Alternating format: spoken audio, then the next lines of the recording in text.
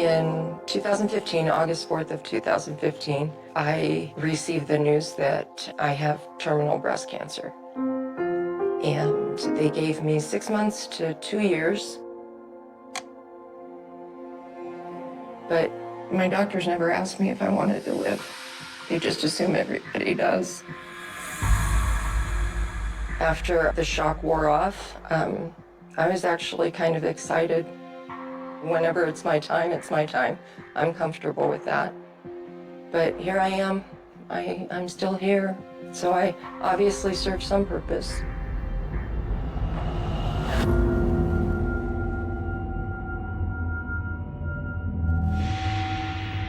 Maybe you guys should just take me back to myself. I've told you, I've tried to be honest with you, and when I'm honest, it just does nothing but come back and bite me in the ass. I was kind of unsure about talking about it again, but if it helps another person not get trapped in a situation like mine, then it's for the right reasons. Single women who have children need to be very cautious.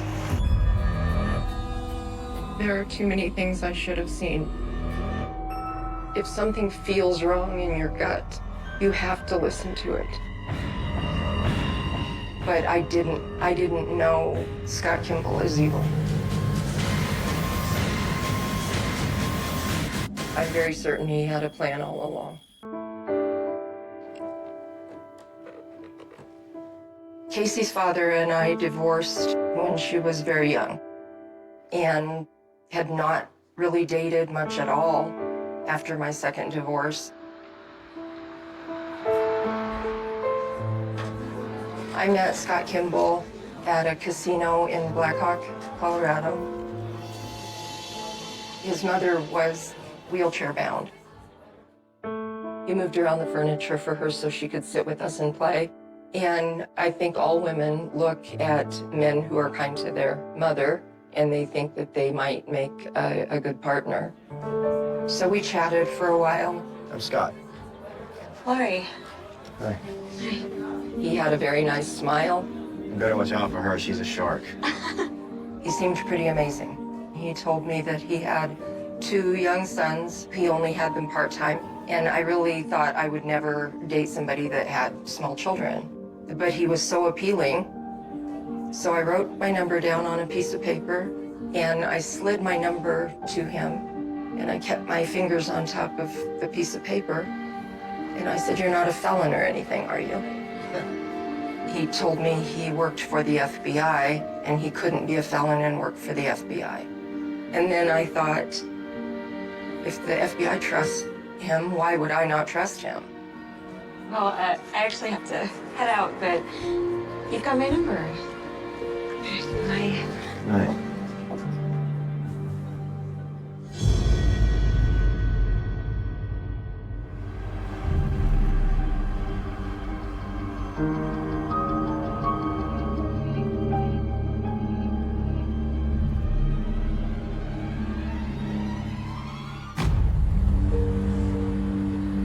We got relatively close fast.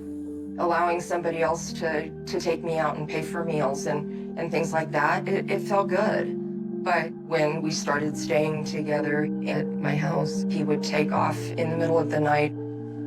What's going on? It was always because he had to work, and if he leaves in the middle of the night, I'm not allowed to know where he's going. Sorry, Lori, I told you about this.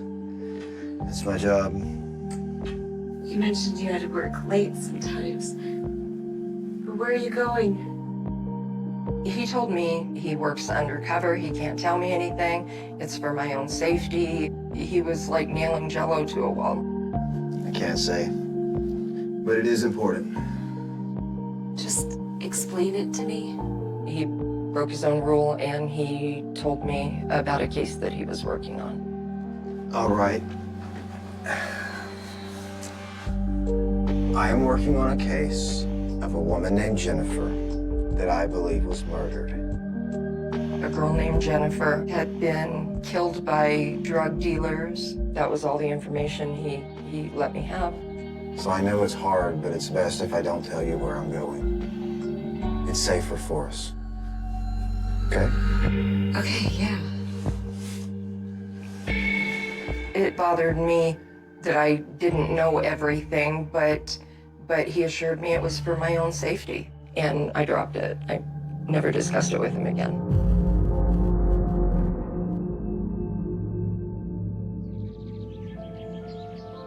Come on in.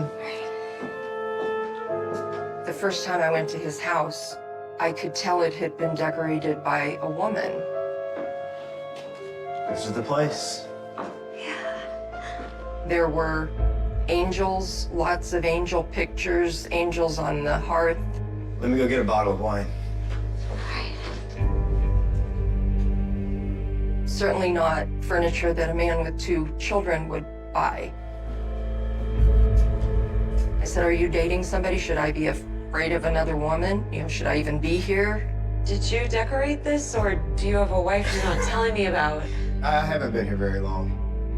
It's my friend Jennifer's place. I'm just leasing it from her since she moved.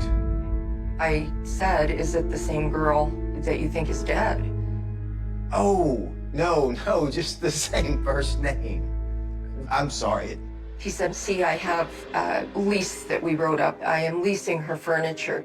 I have a copy of the lease agreement right here. It did seem odd that he would offer an explanation pretty much before I even asked the question. But there were no other signs of a woman. There were not bathroom products, makeup. There was nothing like that that would lead me to believe that another woman was living there. Come on, let me show you the rest of the place. We dropped the topic. I just learned not to question.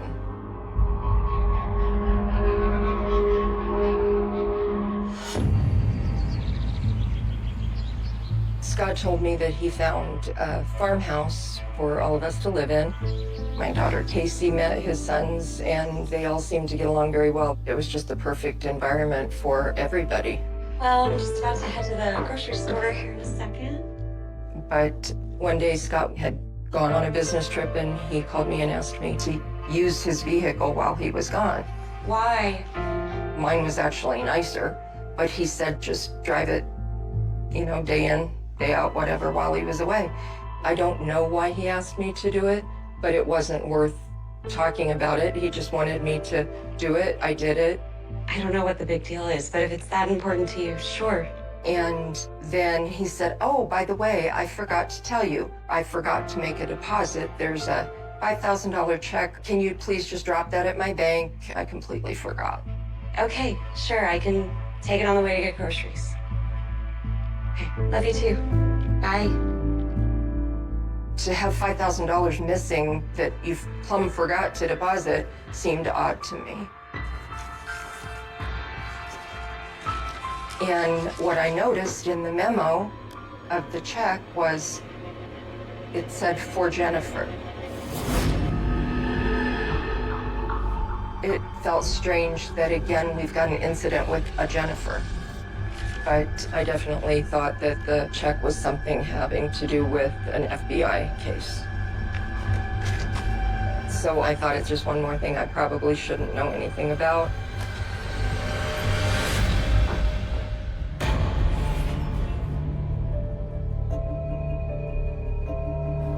Well, we got to the car, and within, it felt like seconds, there were police cars on us.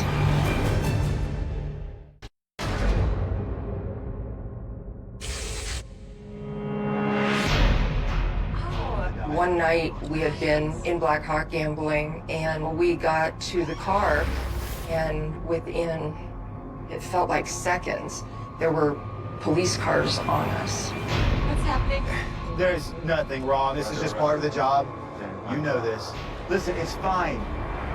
And I was just in a state of confusion. I asked Scott what's going on. He says, Lori, you know what I do for a living. This is all just part of it. He would always tell me he works undercover. He can't tell me anything. It's for my own safety. I did know that he had spent time in prison undercover for some drug ring. Certain things I can't tell you, okay? So it was almost like a feeling I should just move along and stop asking questions. You know, it's not that big of a deal, just move along. I'll be out in no time. Just take your car back to the house, and I'll let you know once I get out, okay? Okay. But I really didn't know what to think. I wouldn't have known the right questions to ask him anyway. So I had 3 or 4 days to wonder, and the next day he was back, so I had nothing to tell me I should be concerned.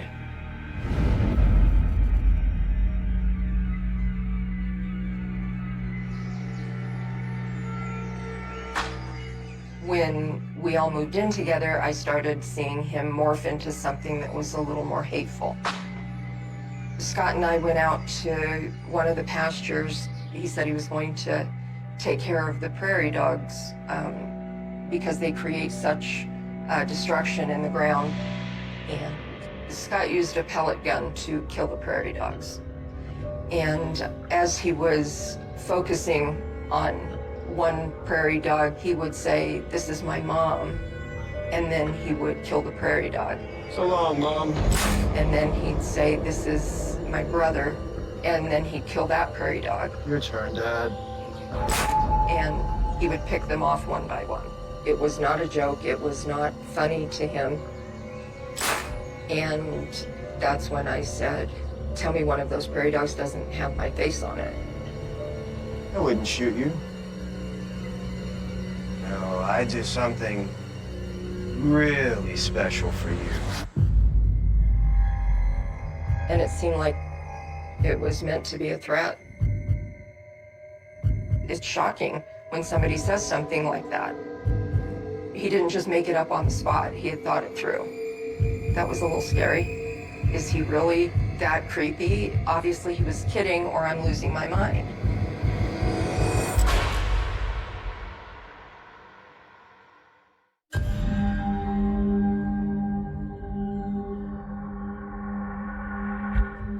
Scott appeared to be a great father. Put the books away, let's go outside. I'll teach you how to be a man. Scott. But his oldest son was more gentle, he was softer, and Scott didn't like that.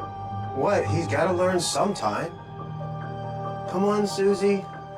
He would call him Susie, and I thought it was mean. You guys go out and I'll have dinner ready here soon.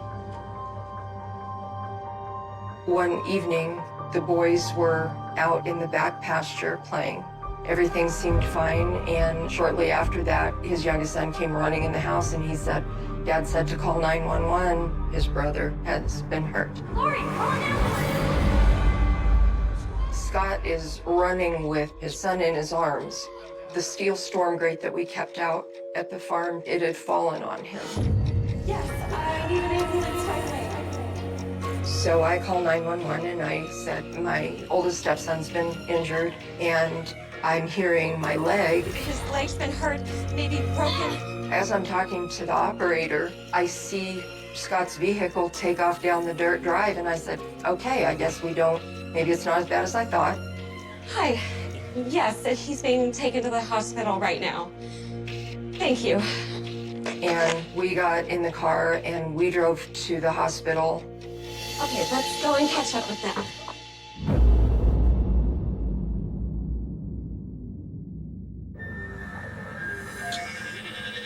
I walked down the hall and I looked into his son's room. Scott's covered in his son's blood, and his son is laying on the table, and all I was thinking is, this kid is not very big. That's a lot of blood. They said that he was injured very badly in a fall. And I said, "What did he fall off of? There's nothing back there he can fall off of."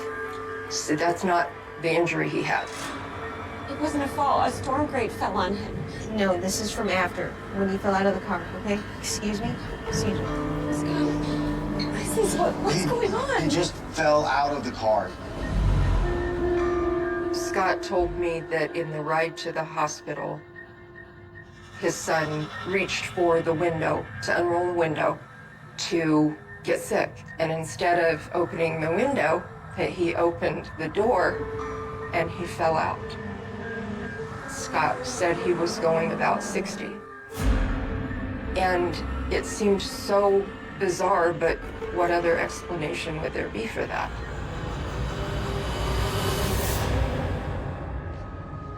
And with as much blood as I saw, I really thought we were losing him that night.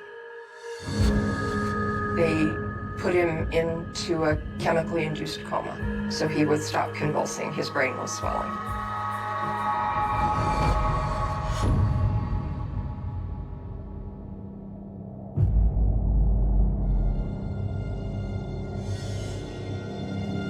When he was able to speak, the first thing he said was, "Why did Dad do this to me?" Scott.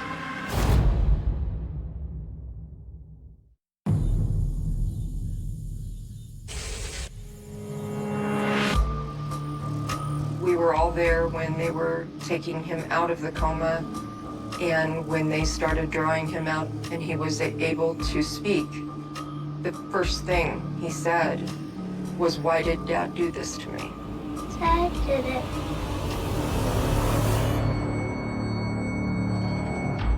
He was afraid. I don't know why he pushed me. And the neurosurgeon turned around and he said, "He doesn't know what he's saying. He has a brain injury." It's okay. He's just confused. Scott. It's okay, Lori. I'm just glad he's awake. I reasoned through it. Scott was taking him to the hospital. Why would he be trying to kill him? It didn't fit. His memory will clear up over time. When the neurosurgeon said he doesn't know what he's saying, it just kind of cemented what I already felt. I felt he had a bad memory.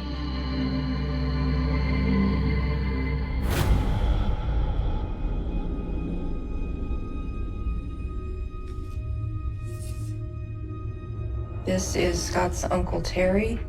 Scott's Uncle Terry came to live with us to take care of what Scott couldn't take care of while Scott visited his son every day at the hospital. It didn't go very smoothly. He was a very heavy drinker, and he didn't cover himself when he would walk out of the bathroom.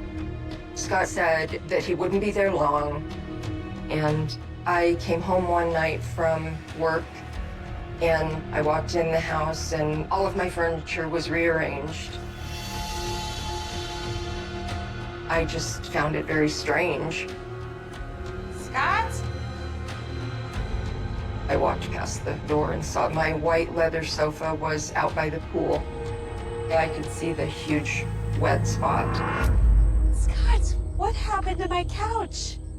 It was one of Uncle Terry's dogs. And Scott said, "Uncle Terry's really embarrassed. One of the dogs got sick on your couch." And I said, "That is not dog vomit." That's a huge stain. There's no way that was a dog. Maybe it was Uncle Terry and he just blamed it on the dog. And he says, "Well, maybe he got sick on the couch and he was just embarrassed. But it's no big deal. He won't be around anymore." He had hit some small lottery and he took off, went to Mexico with his new girlfriend, who was a stripper. Terry? That's what he said.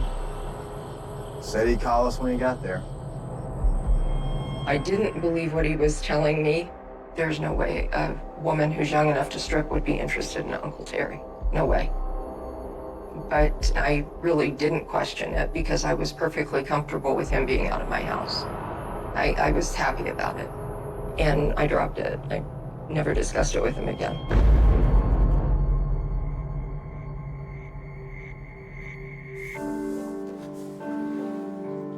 This is the day Casey graduated high school.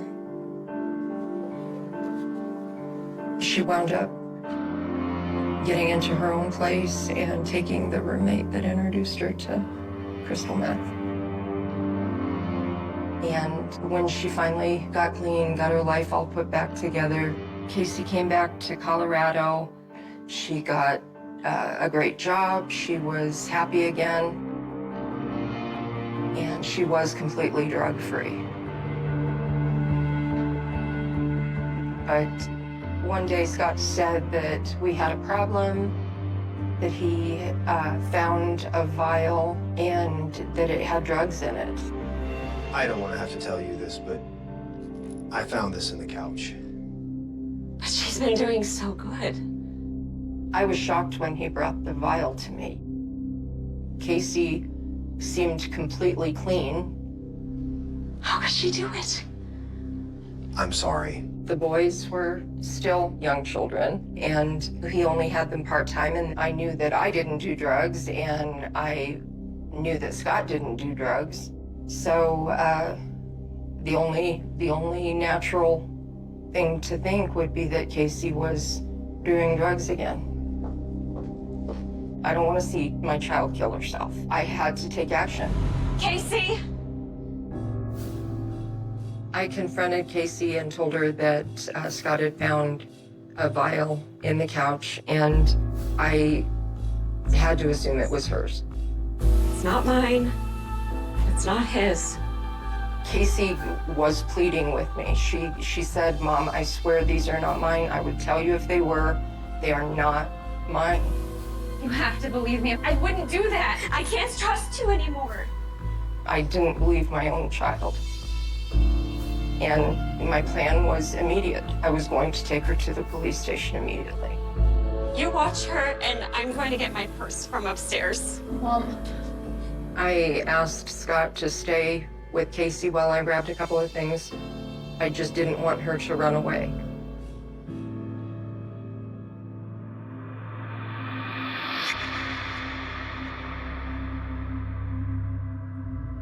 He says she's waiting in the car, and I said, "No, she's not." And I can guarantee she just took off. "No, she's fine, she's fine." And sure enough, when we went out, she was gone.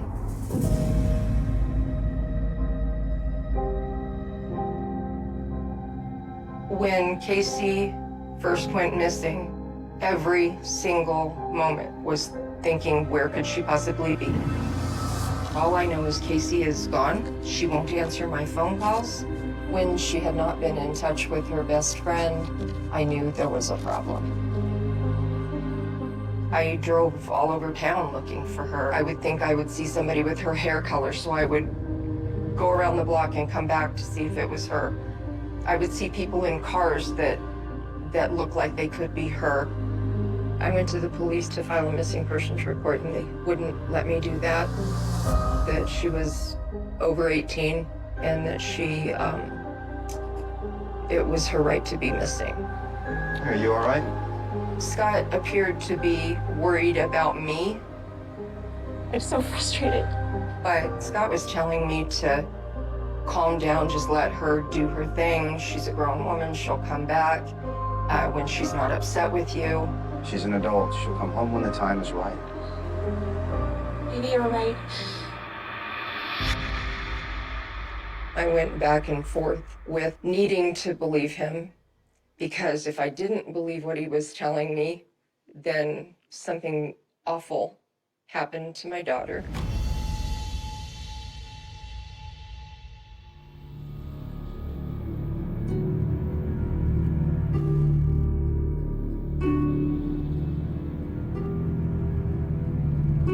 He said, "I'm going to take a polygraph to prove you wrong." He passed every question except for one, and that was, "Do you know where Casey is?"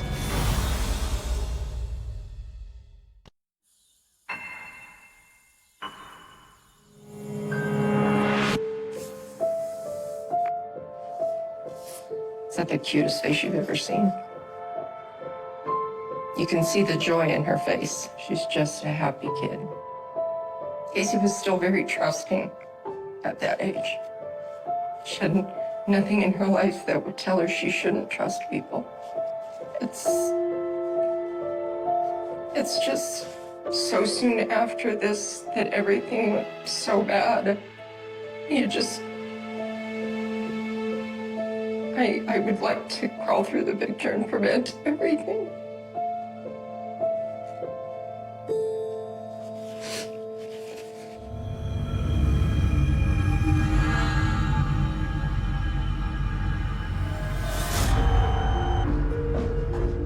and CB had been dating maybe 4 or 5 months. Lori, it's CB. A few days after Casey left the house, CB called me and said that they had been staying at a motel, that Scott had provided the money for the motel, and that he had been taking Casey to work. What are you talking about?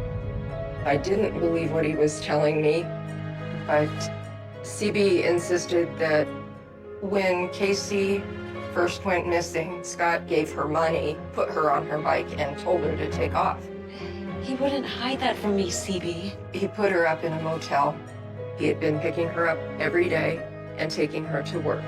And the last day he picked her up and took her to work, she never came home. No, that's not right. As Scott would tell me this. And CB said, I don't know why he's lying to you. I saw the truck. I saw him pick her up. He was afraid something happened.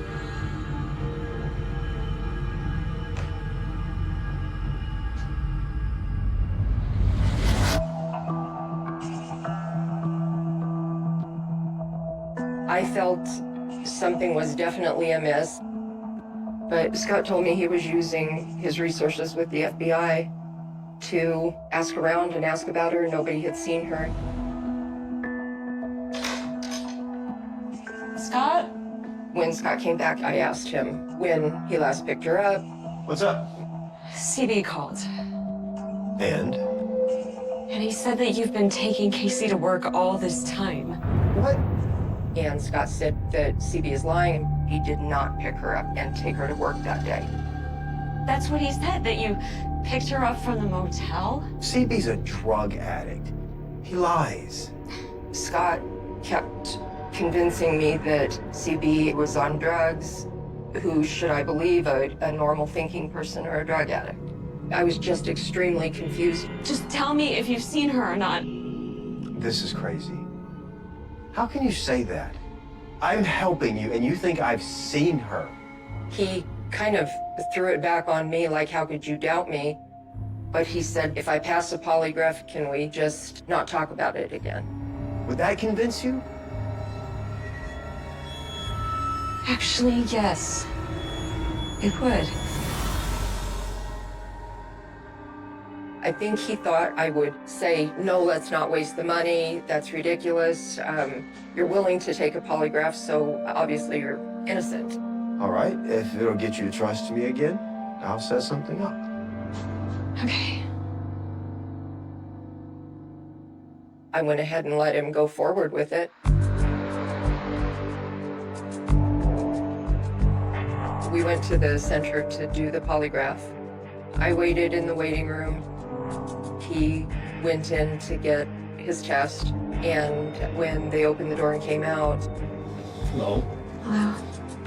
he said he passed every question except for one, and that was, do you know where Casey is? Besides that, everything seems to check out. Scott quickly explained to me that because he was probably one of the last of us to see her, that's where he thought that that doubt came in. Like, yes, I know where she last was, and that was in front of the house. And that seemed like a reasonable answer to me. I felt relieved that he passed his test. I can set aside doubting him at all and do things that are more productive. Scott, I'm so sorry. I'm just so worried about Casey. You can trust me, right? Yes.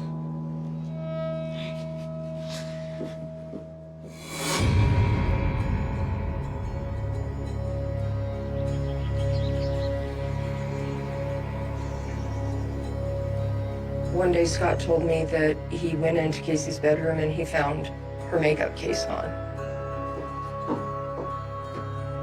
See, it's missing. So that is proof that she was at the house, that she is just avoiding me. He says, look, this is Casey's necklace that's hanging on her doorknob. This is the necklace that CB gave her. I think that's a pretty clear message that she wants it given back to CB and that she's not with CB anymore. And he says that I need to stop worrying and that she'll come back around when she's ready. She doesn't want you to call the cops on her. That's the only reason she's not here. It made me feel good that she was around. Those moments are giving me hope that she was in fact at the house. I went into her room often. I would leave money on the bed just in case she would come back. She never took money, but I was still holding out hope that she was alive somewhere.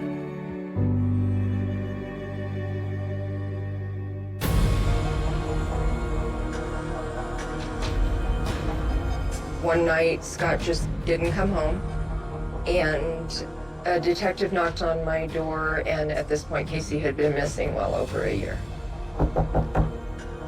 And he said, I need to talk to Scott Kimball, and I said, he's not here. Scott's out working on a case for you guys right now. I'm sure your office can track him down. The detective said that that was a lie. He doesn't work for us. We're investigating him. He was not an agent. He was an informant.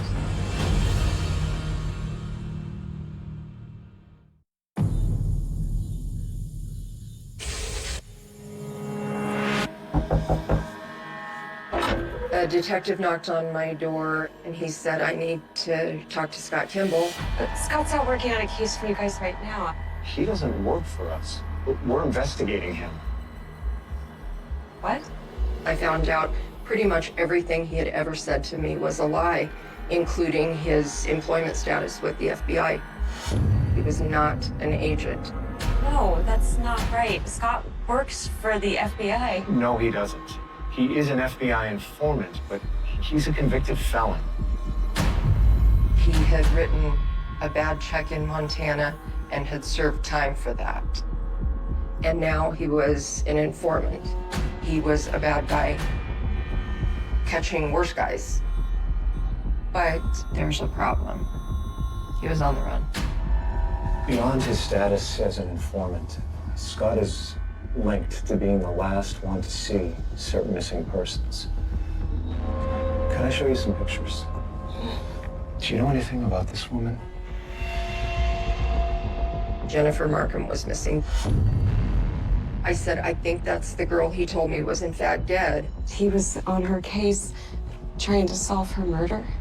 And how about this woman? They knew Leanne Emery was missing.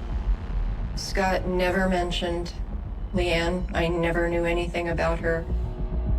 The detective asked if I knew if there were any other missing people surrounding Scott, and I said, my daughter is still missing. My daughter, Casey. Your daughter. And it was very obvious that he had no idea that Casey was ever missing. All right. I think that I should take you down to the station. Yes, yes. And he said, I think we're in trouble here.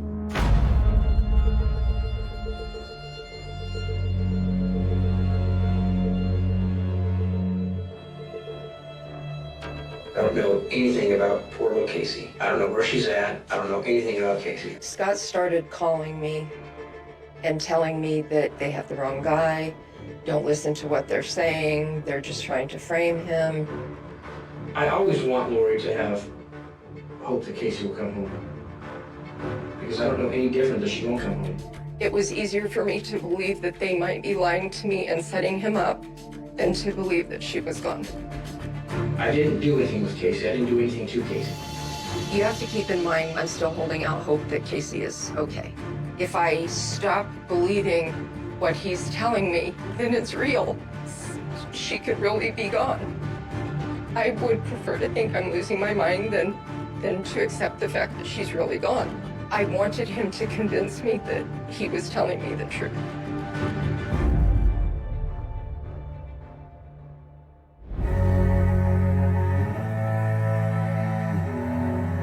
The FBI called me and they said that Casey's dad and I needed to come down to talk to them. And we went in and we sat down and they started talking. And I'm just watching them and hoping that they say it fast, just rip off the Band-Aid fast. The other part of me is saying, I don't want to hear it. Now, this isn't final, nor does it mean that it's your daughter, but we have found the body. Casey. We were told that hunters had found human remains. They weren't sure who it was. We're gonna need some DNA to identify the remains. We'd like to take some samples. I had Casey's baby teeth, and so they used them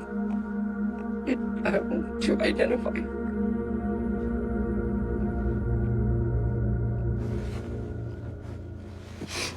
Sorry, guys.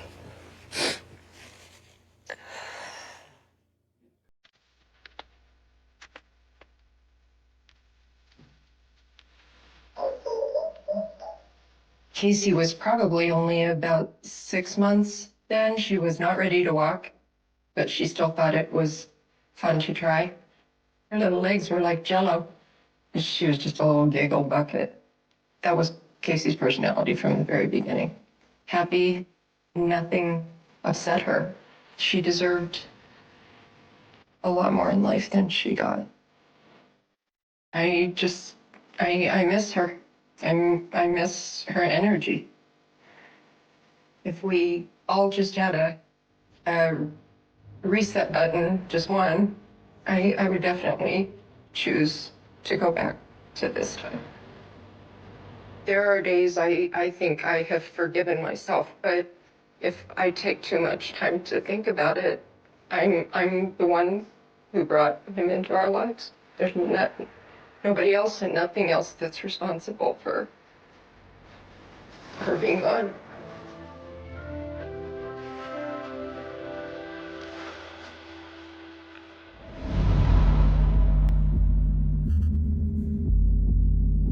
They were investigating the house and looking through everything, and they had pulled back the carpet and they found blood that belonged to Uncle Terry. Uncle Terry had been killed in my living room. I flashed back to the couch, being out by the pool, and never seeing Uncle Terry again. He didn't win the lottery. He didn't go to Mexico. We know that much. It's real convenient, Scott, that he's hiding out, that Casey's hiding out, that Jennifer's hiding out, or whatever happened to her. You know what? I can't tell you anything about where Terry or Casey or Jennifer are. I can't do it. You mean you won't do it?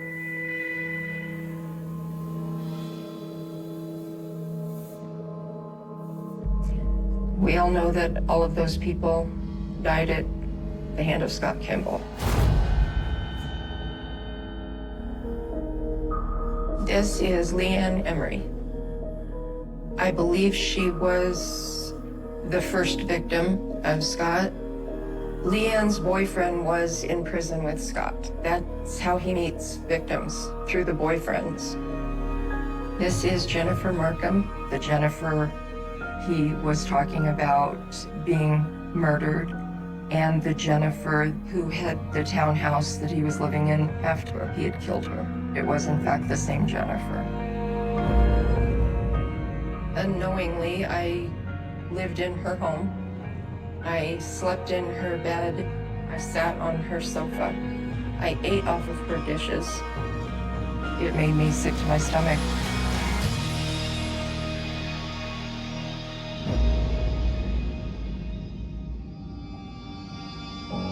Scott pled guilty to 2 counts of second-degree murder in exchange for a reduced sentence and to give the location of all of the missing people. The scary part is he will get parole if he is up for parole. He is extremely convincing. We need to keep him behind bars. He is dangerous to anybody he comes in contact with. But more than likely, I won't be here for the parole hearings.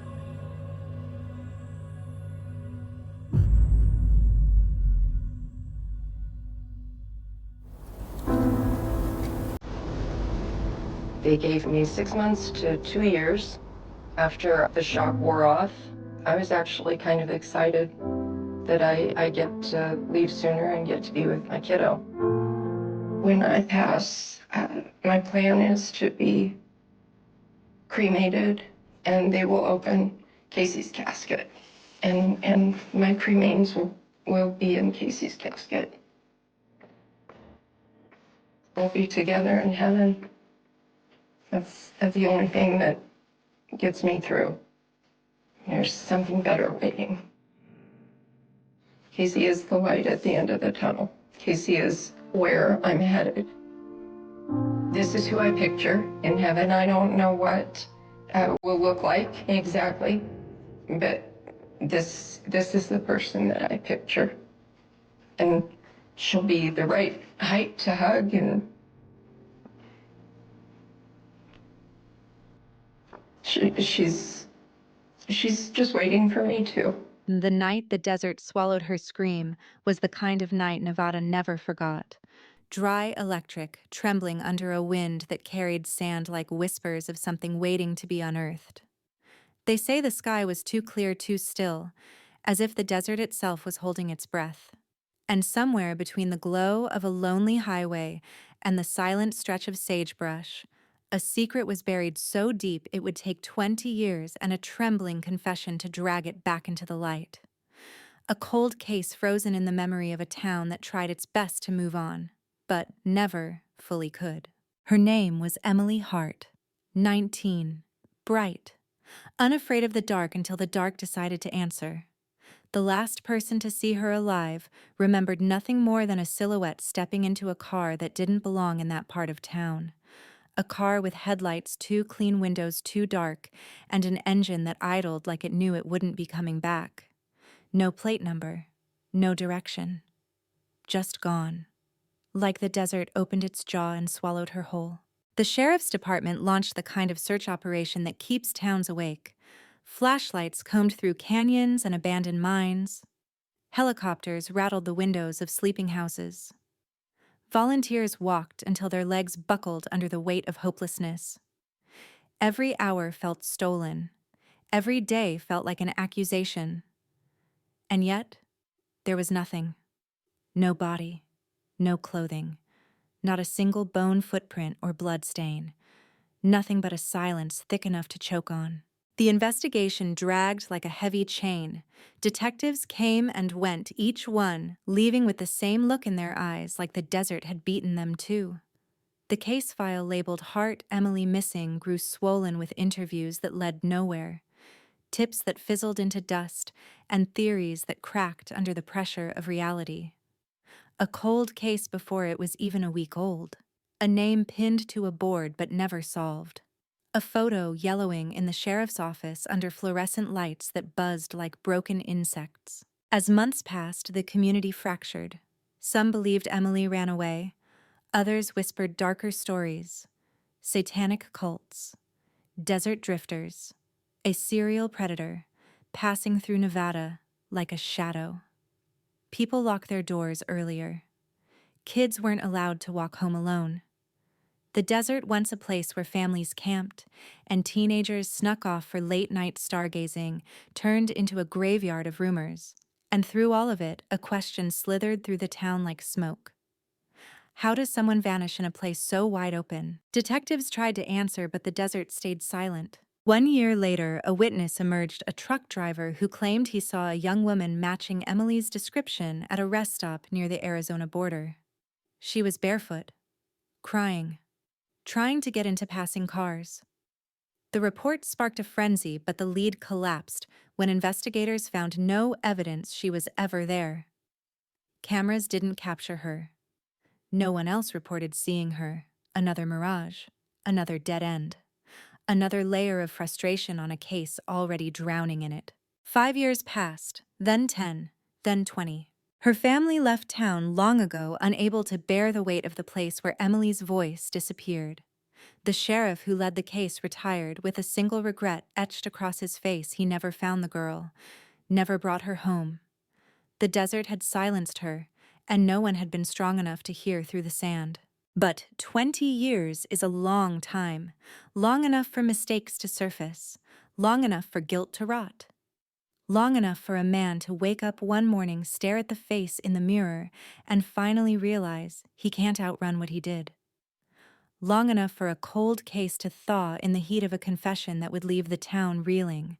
Before the confession, before the quake that would rip open everything the town believed it knew, there were signs small, strange, easily overlooked. Like a rumor about a man who drank himself sick every night at the same bar on the edge of town, rambling to no one about the girl in the desert. Like a scrap of torn fabric found by hikers near an old mining site dismissed as trash. Like a late-night phone call made to the sheriff's office from a blocked number, a trembling voice whispering, "I didn't mean to. I didn't mean," before hanging up. Clues that didn't connect. Threads that dangled. A story half told by people too scared to admit what they saw. The night of her disappearance still haunted those who'd been close to the case. Officer McCleary, one of the first responders, remembered the abandoned shoe found near the highway. No footprints leading to or from it. He remembered a mother's scream when she saw it. He remembered the sickening certainty that something had gone very wrong long before anyone else realized it. Others recalled the smell of gasoline in the air that night, though no fire was ever reported. Some swore they heard a gunshot echoing across the desert. Some said it was just the wind. The cold had settled deep into the case, into the bones of the town. It wasn't until the anniversary of her disappearance, 20 years to the day, that something finally cracked. At a dusty diner off Route 50, a man walked in wearing the weight of 2 decades on his shoulders. His clothes smelled like old sweat and engine oil. His hands trembled as he ordered a black coffee he never touched. His eyes darted to the window every few seconds as if expecting someone to drag him back outside. And then, with a voice barely above a whisper, he told the waitress he needed to go to the sheriff's office. He said he had done something terrible. By the time deputies arrived, he was pale, shaking, clutching a crumpled photograph of Emily Hart he had kept hidden for 20 years. A photograph no one knew he possessed. A photograph that had been inside the car she entered the night she vanished. But this moment, this confession was still hours away from being understood. Back then, before anyone knew the story he was about to tell, before the truth began to ooze out like poison, the only thing the waitress could say was that he looked haunted, like a man tormented by ghosts no one else could see. The town didn't know it yet, but the cold case that had defined a generation was about to thaw with the force of a 20-year storm, a storm carrying a confession that would shatter the fragile calm the desert had built around the truth. A storm that would ignite old fears, rip open sealed wounds, and drag a forgotten nightmare back into the light. But long before the confession, long before the man with shaking hands walked into the sheriff's office, there was the night Emily disappeared, the night that demanded to be remembered. That evening, she left her friend's house wearing a denim jacket and carrying a small notebook she always wrote in it pieces of poetry and observations about people she encountered. She texted her mother, "Be home soon." She never made it. A witness, driving down the highway, swore he saw her standing beside a car with its hood open. The witness claimed Emily waved him on, insisting she was fine. Investigators never found that car. Not then. Not ever. The desert swallowed the scene, swept it clean, erased it like chalk in the rain. Rumors twisted around the case like thorns. Some believed she had been lured away by someone she trusted. Others insisted it was a stranger. Still others clung to the idea that she was alive somewhere waiting, hoping, calling out to a world that had stopped listening. But the truth was darker than anyone imagined. A truth that lived in the shadow of a man who carried the weight of it for 20 years. A man who tried to bury his guilt beneath layers of lies and silence. A man whose confession would unravel everything.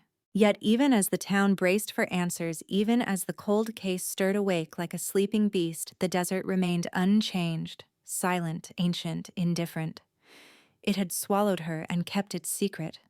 Until now. Now the wind carried a different kind of whisper. A whisper of truth.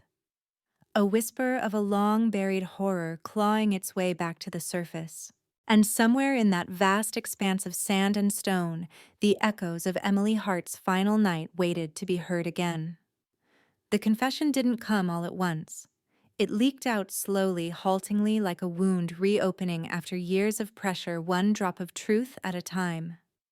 Before deputies escorted the trembling man into the sheriff's office, before anyone knew his name, or why he carried that old creased photograph of Emily Hart in his jacket pocket, the town was already stirring with a strange, restless tension. Something in the air felt wrong, heavy, as if 20 years of unanswered questions were finally shifting beneath the surface, preparing to erupt. Sheriff Dalton, a man who'd inherited the case from 2 predecessors, was sipping lukewarm coffee when he got the call. The waitress on the line spoke in clipped, shaky sentences, her voice tight with unease.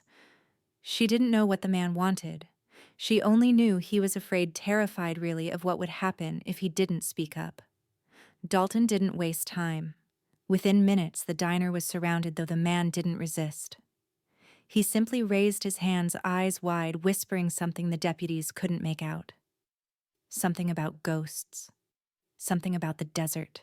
When they brought him in, the sheriff recognized something familiar, not the man, but the look in his eyes. That hollow, dreadful emptiness. He'd seen it before. The families of the missing wore it. So did the officers who gave up on cases too soon. The difference here was that the man wasn't grieving. He was unraveling. Pieces of him falling apart under the weight of something he could no longer carry. "What's your name?" the sheriff asked. The man swallowed hard. His lips quivered. "Dean," he whispered. "Dean Merrick." The name didn't ring any bells. Not at first. But it soon would. For a moment, Dean didn't speak again. He sat with his head down, breathing like each inhale burned his throat. The sheriff watched him closely, waiting. He didn't have to wait long, because Dean reached into his pocket with trembling fingers and placed something on the table. Something old, curled at the edges, worn from being handled too many times. Emily Hart's face stared up at them from the faded photograph. Dalton felt a tightness in his chest, the kind that comes from ghosts you thought you'd buried suddenly standing before you again. "Where did you get this?" he asked, voice steady but cold. Dean's eyes filled with tears he didn't bother to wipe away. "She left it in my car," he whispered. A silence so sharp it hurt filled the room. For years, investigators had begged for this one break, one memory, one person willing to speak. And now, after 20 years, a man with haunted eyes had stepped out of the shadows, carrying the one thing they thought the desert had eaten forever. Dean's confession began with a sentence that felt like a slap. "I picked her up that night. 6 words, 6 knives. He said he hadn't meant to stop. He said he'd been driving back from a repair job outside Fallon, exhausted, with a headache pounding behind his eyes. He said he saw a girl standing beside a broken-down car on the edge of the highway, waving her arms, signaling for help. He said she looked scared, cold, alone. He pulled over. Emily stepped into his truck. Dean's voice cracked as he continued, each detail tumbling out with a mixture of dread and relief so heavy it left him gasping for breath. He said she told him the car wasn't hers. She said she'd been walking. She said she thought she was being followed. The desert was silent that night, but her fear wasn't. Investigators leaned forward as Dean described the moment everything spiraled.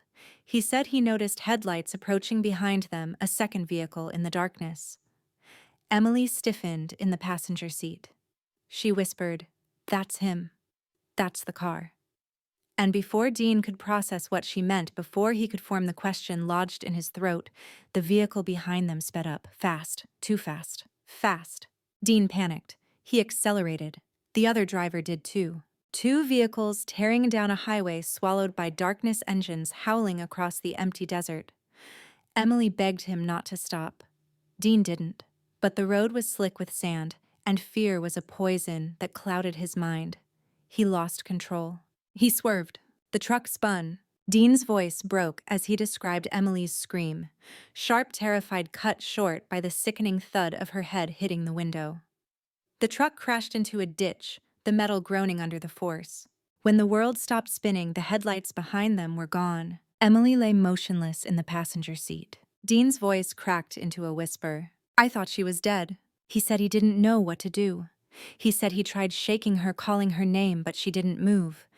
Panic consumed him, a man alone on a highway with a young woman he believed he'd just killed. He didn't call for help. He didn't wait. He didn't think. He pulled her from the truck. He carried her into the desert. He left her there beneath the cold Nevada sky. By the time he realized she was still breathing, still alive, it was too late. The desert had swallowed her, or so he claimed. The sheriff listened to every word with a stone-cold expression, but something didn't sit right.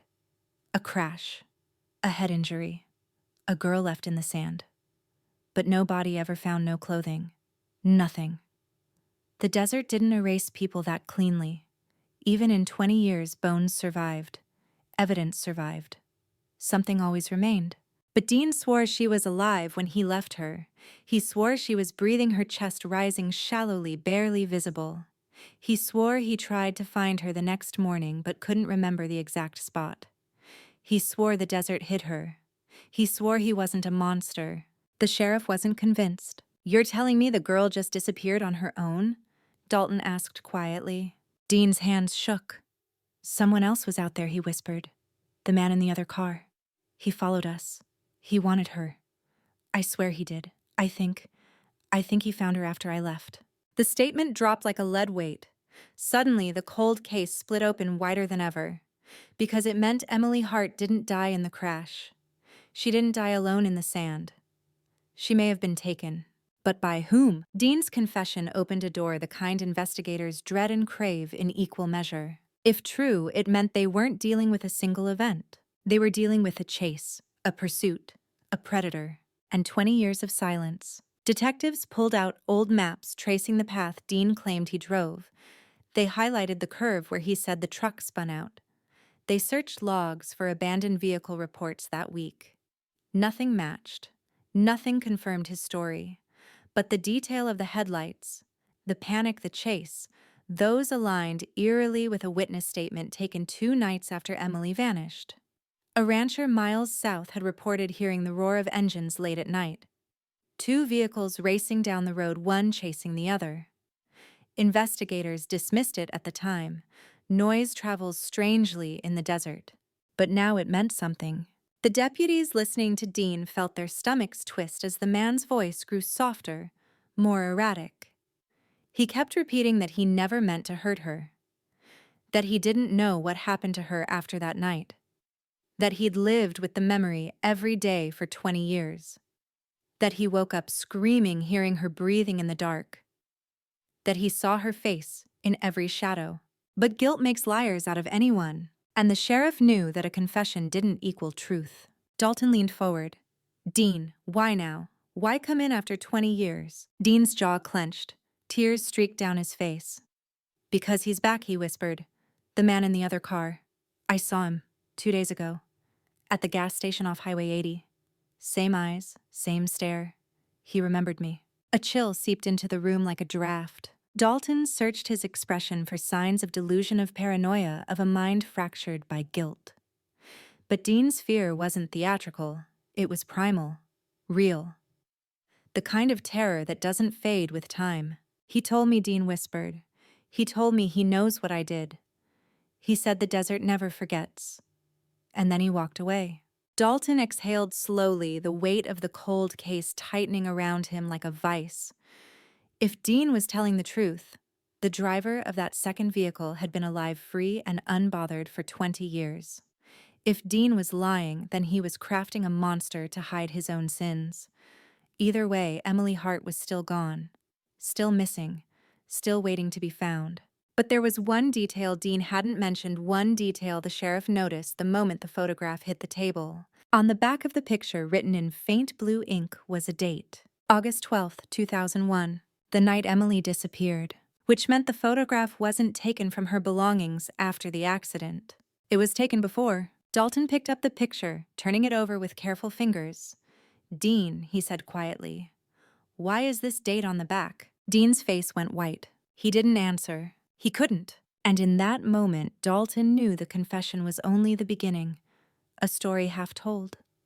A truth half buried. A cold case cracked open but not solved, not even close. Because if the date on the photo was real, then Dean had known Emily long before he claimed. And the desert wasn't the only thing hiding something. The photograph sat between them like a ticking bomb, quiet, harmless in appearance, but holding the power to blow apart every word Dean Merrick had spoken. Sheriff Dalton didn't move for several seconds. Neither did Dean. The room felt suffocating, as if the air itself had thickened under the weight of a truth struggling to break free. The date on the back of the photo stared up at them like an accusation: August 12, 2001, the day Emily vanished into the desert. Dalton's voice carried a calm sharpness when he finally spoke. "You knew her." Dean flinched. Not dramatically. Not in a way a liar might, overplaying the moment, but in a small instinctive twitch like a man bracing for a punch he'd been expecting for years. His eyes darted to the door, then back to the sheriff. A trapped animal searching for escape. "I didn't," he began. Dalton raised a hand. "Don't. Not now." He slid the photograph closer to the man. "This picture wasn't taken in your truck. It wasn't something she dropped. This was taken before the night you say you met her. So tell me, Dean, why do you have it?" Dean swallowed Adam's apple, bobbing like he was trying to choke down the truth. His hands gripped the edges of the table knuckles, whitening under the pressure. "I didn't lie," he whispered. I didn't tell everything." "Then start telling it." Dalton leaned forward, voice low and steady. "Because right now, the more you say, the deeper you're sinking." Dean closed his eyes. For a moment, it looked like he might refuse, might clamp up entirely. But something inside him cracked. Maybe the exhaustion of carrying secrets for 20 years. Maybe the fear of the man he claimed was following him. Maybe the ghost of Emily Hart that had never stopped breathing down his neck. A trembling exhale escaped him. "I knew her," he admitted, "but not the way you think." Dalton braced himself. "We met once, just once, a week before she disappeared." Dean explained that he had been working late at a small service garage just outside Fallon. Emily had pulled in with a flat tire, frustrated, alone, cursing the highway dust that seemed determined to ruin her night. He remembered her smile when he helped her. He remembered her notebook, always scribbling, always observing. She'd asked questions about his work, his life, the town. Friendly, bright, trusting. He said she took the photo with her disposable camera, snapped it of the shot of him leaning on the hood of her car, saying something that made her laugh. She said she was documenting her summer, Dean whispered. Said she wanted to remember the small things. A crack ran through his voice. "I didn't know it would be the last time," she smiled. Dalton listened with the stillness that came from years of absorbing terrible stories. Some true, some twisted by guilt, some sharpened by lies, but all of them heavy. Dean's story fit pieces investigators had never connected. Her notebook mentioned a mechanic with kind eyes. Her mother said she'd had car trouble that summer. It all sounded plausible. Too plausible. Dalton knew confessions often mixed truth with poison. That didn't explain why she'd ended up in his truck a week later, or why he'd lied about not knowing her. Why hide this connection? Dalton pressed. Dean's shoulders slumped. "Because no one believed me back then." Dalton frowned. "Back then?" Dean nodded slowly, misery carving deep lines into his face. "I tried to tell the police when she first went missing. Told them I'd seen her earlier that week. They didn't care. Said I was just trying to insert myself into the case." He looked down, voice a broken rasp. "They told me if I kept talking, I'd be considered a suspect." Dalton exhaled sharply. He'd heard stories from that era, old-school deputies quick to shut down witnesses they misjudged, quick to assume guilt, quick to silence people they thought were wasting their time. "So you stayed quiet," Dalton said. Dean nodded. "For 20 years. He rubbed his temples, trembling. "I thought if I told you I knew her, you wouldn't believe anything else. So I left it out. But the picture, I couldn't throw it away. It reminded me she trusted me once. And I failed her." Dalton didn't speak. He didn't have to, because the man across from him looked like he'd already sentenced himself to ruin. But the sheriff's mind raced. If Dean had known Emily, then the chase he described might not have been random, and the man in the other car might not have been a stranger to her. Dalton needed more. "Dean," he said quietly, "tell me everything about the night she disappeared." Dean's eyes glistened with dread. "I already told you." No, Dalton said, voice firm but not harsh. You told me what happened on the road, but not how she ended up there. Why she waved you down. Why she was alone. Dean hesitated. His breathing grew shallow. Then he whispered because she was running from him. Dalton's pulse quickened. Who? Dean's voice dropped to a near inaudible murmur. She didn't say his name. He described how Emily was shaking when he picked her up. She kept looking over her shoulder, kept checking the rearview mirror, kept whispering for him to drive faster. She was terrified. Dean asked who she was running from, but she refused to answer. She just kept repeating, "He found me. He always finds me." Dalton felt something dark coil in his gut. For 20 years, investigators had assumed Emily was abducted, that a stranger targeted her. But if she'd been running from someone she already knew, the case shifted beneath his feet. Was she injured? Dalton asked. Dean shook his head. Just scared. More scared than anyone I'd ever seen. She begged me not to take her home. Said that's the first place he'd check. Dalton tapped a pen slowly against the table. A pattern began forming, a pattern no one saw at the time, lost beneath the chaos of the disappearance. Emily had been afraid long before that night. Someone in her life, someone close enough to predict her movements, had terrorized her, silenced her, driven her into the dark desert looking for escape. Dalton forced himself to stay focused. Tell me about the other car. Dean's eyes clouded. Black. 2 doors. I didn't see the plate. The headlights were bright, too bright. Like he wanted me to know he was there. Describe the driver. He wore a cap. And Dean stopped, face twisting in pain. He smiled at me. After the crash. When I looked back before pulling Emily out, I saw him sitting there just smiling. Like he was waiting for something. Dalton felt a coldness seep into his bones. A driver who chased them. A driver who disappeared right after the crash. A driver who reappeared 20 years later at a gas station with the same smile. The sheriff steadied his voice. Dean, if you truly believe Emily survived the crash, why didn't you keep looking? Dean lowered his head. Shame radiated off him. Because I was scared. I thought the girl died because of me. And when I went back the next morning, the tracks were gone. The wind erased everything. I convinced myself there was nothing left to find. Dalton watched him carefully, and now he asked quietly. Dean exhaled a sound full of 20 years of fear. Now I think she wasn't alone that morning. I think he found her before I did. Dalton leaned back the chair, groaning in protest. The pieces clicked together in a way that made the sheriff's stomach twist. The missing body, the clean disappearance, the absence of any trace. A predator who smiled from behind a steering wheel and vanished into the desert night. This wasn't a simple accident. This wasn't a runaway. This wasn't a single mistake. There had always been someone else. Someone watching Emily. Someone following her. Someone who knew her well enough to make her run into a stranger's truck on a dark highway. Dalton rose from his chair slowly. Dean, you're staying here tonight. For your safety and ours. Dean didn't argue. He looked relieved, as if being locked away was the safest place he could imagine. The sheriff stepped outside the interrogation room, heart-heavy mind spiraling through 20 years of dead ends. Deputy Ramos waited in the hall, face pale. You believe him? She asked. Dalton didn't answer immediately. I believe he said that we just opened a door we can't close. He looked back at the room where Dean Merrick sat hunched over, shaking like a man haunted by the past and terrified of the present. And I believe, Dalton added, voice low, that the real story didn't start with Dean. It started with the man who chased them, the man Emily already feared. Ramos swallowed.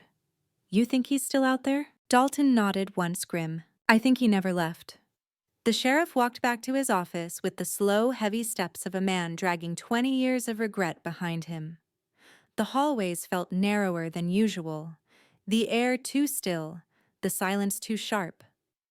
Cases like Emily Hart's didn't die. They lingered, clinging to walls, whispering from old file drawers, haunting the men who failed to solve them. And now, with Dean Merrick's confession cracking the frozen ground of the past, those whispers grew louder. More urgent. More demanding.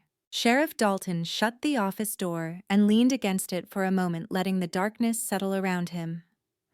The only light came from the humming fluorescent above his desk, casting a pale glow over the stacks of case files that had survived 3 sheriffs and 2 decades. Emily Hart's file sat on top, thick-worn, scarred from being opened and closed hundreds of times without ever giving up its truth. He pulled it toward him. The first page hit him with a familiar weight. Emily's school portrait, smiling softly, hair wind-blown, eyes bright with something the world would never get a chance to see grow.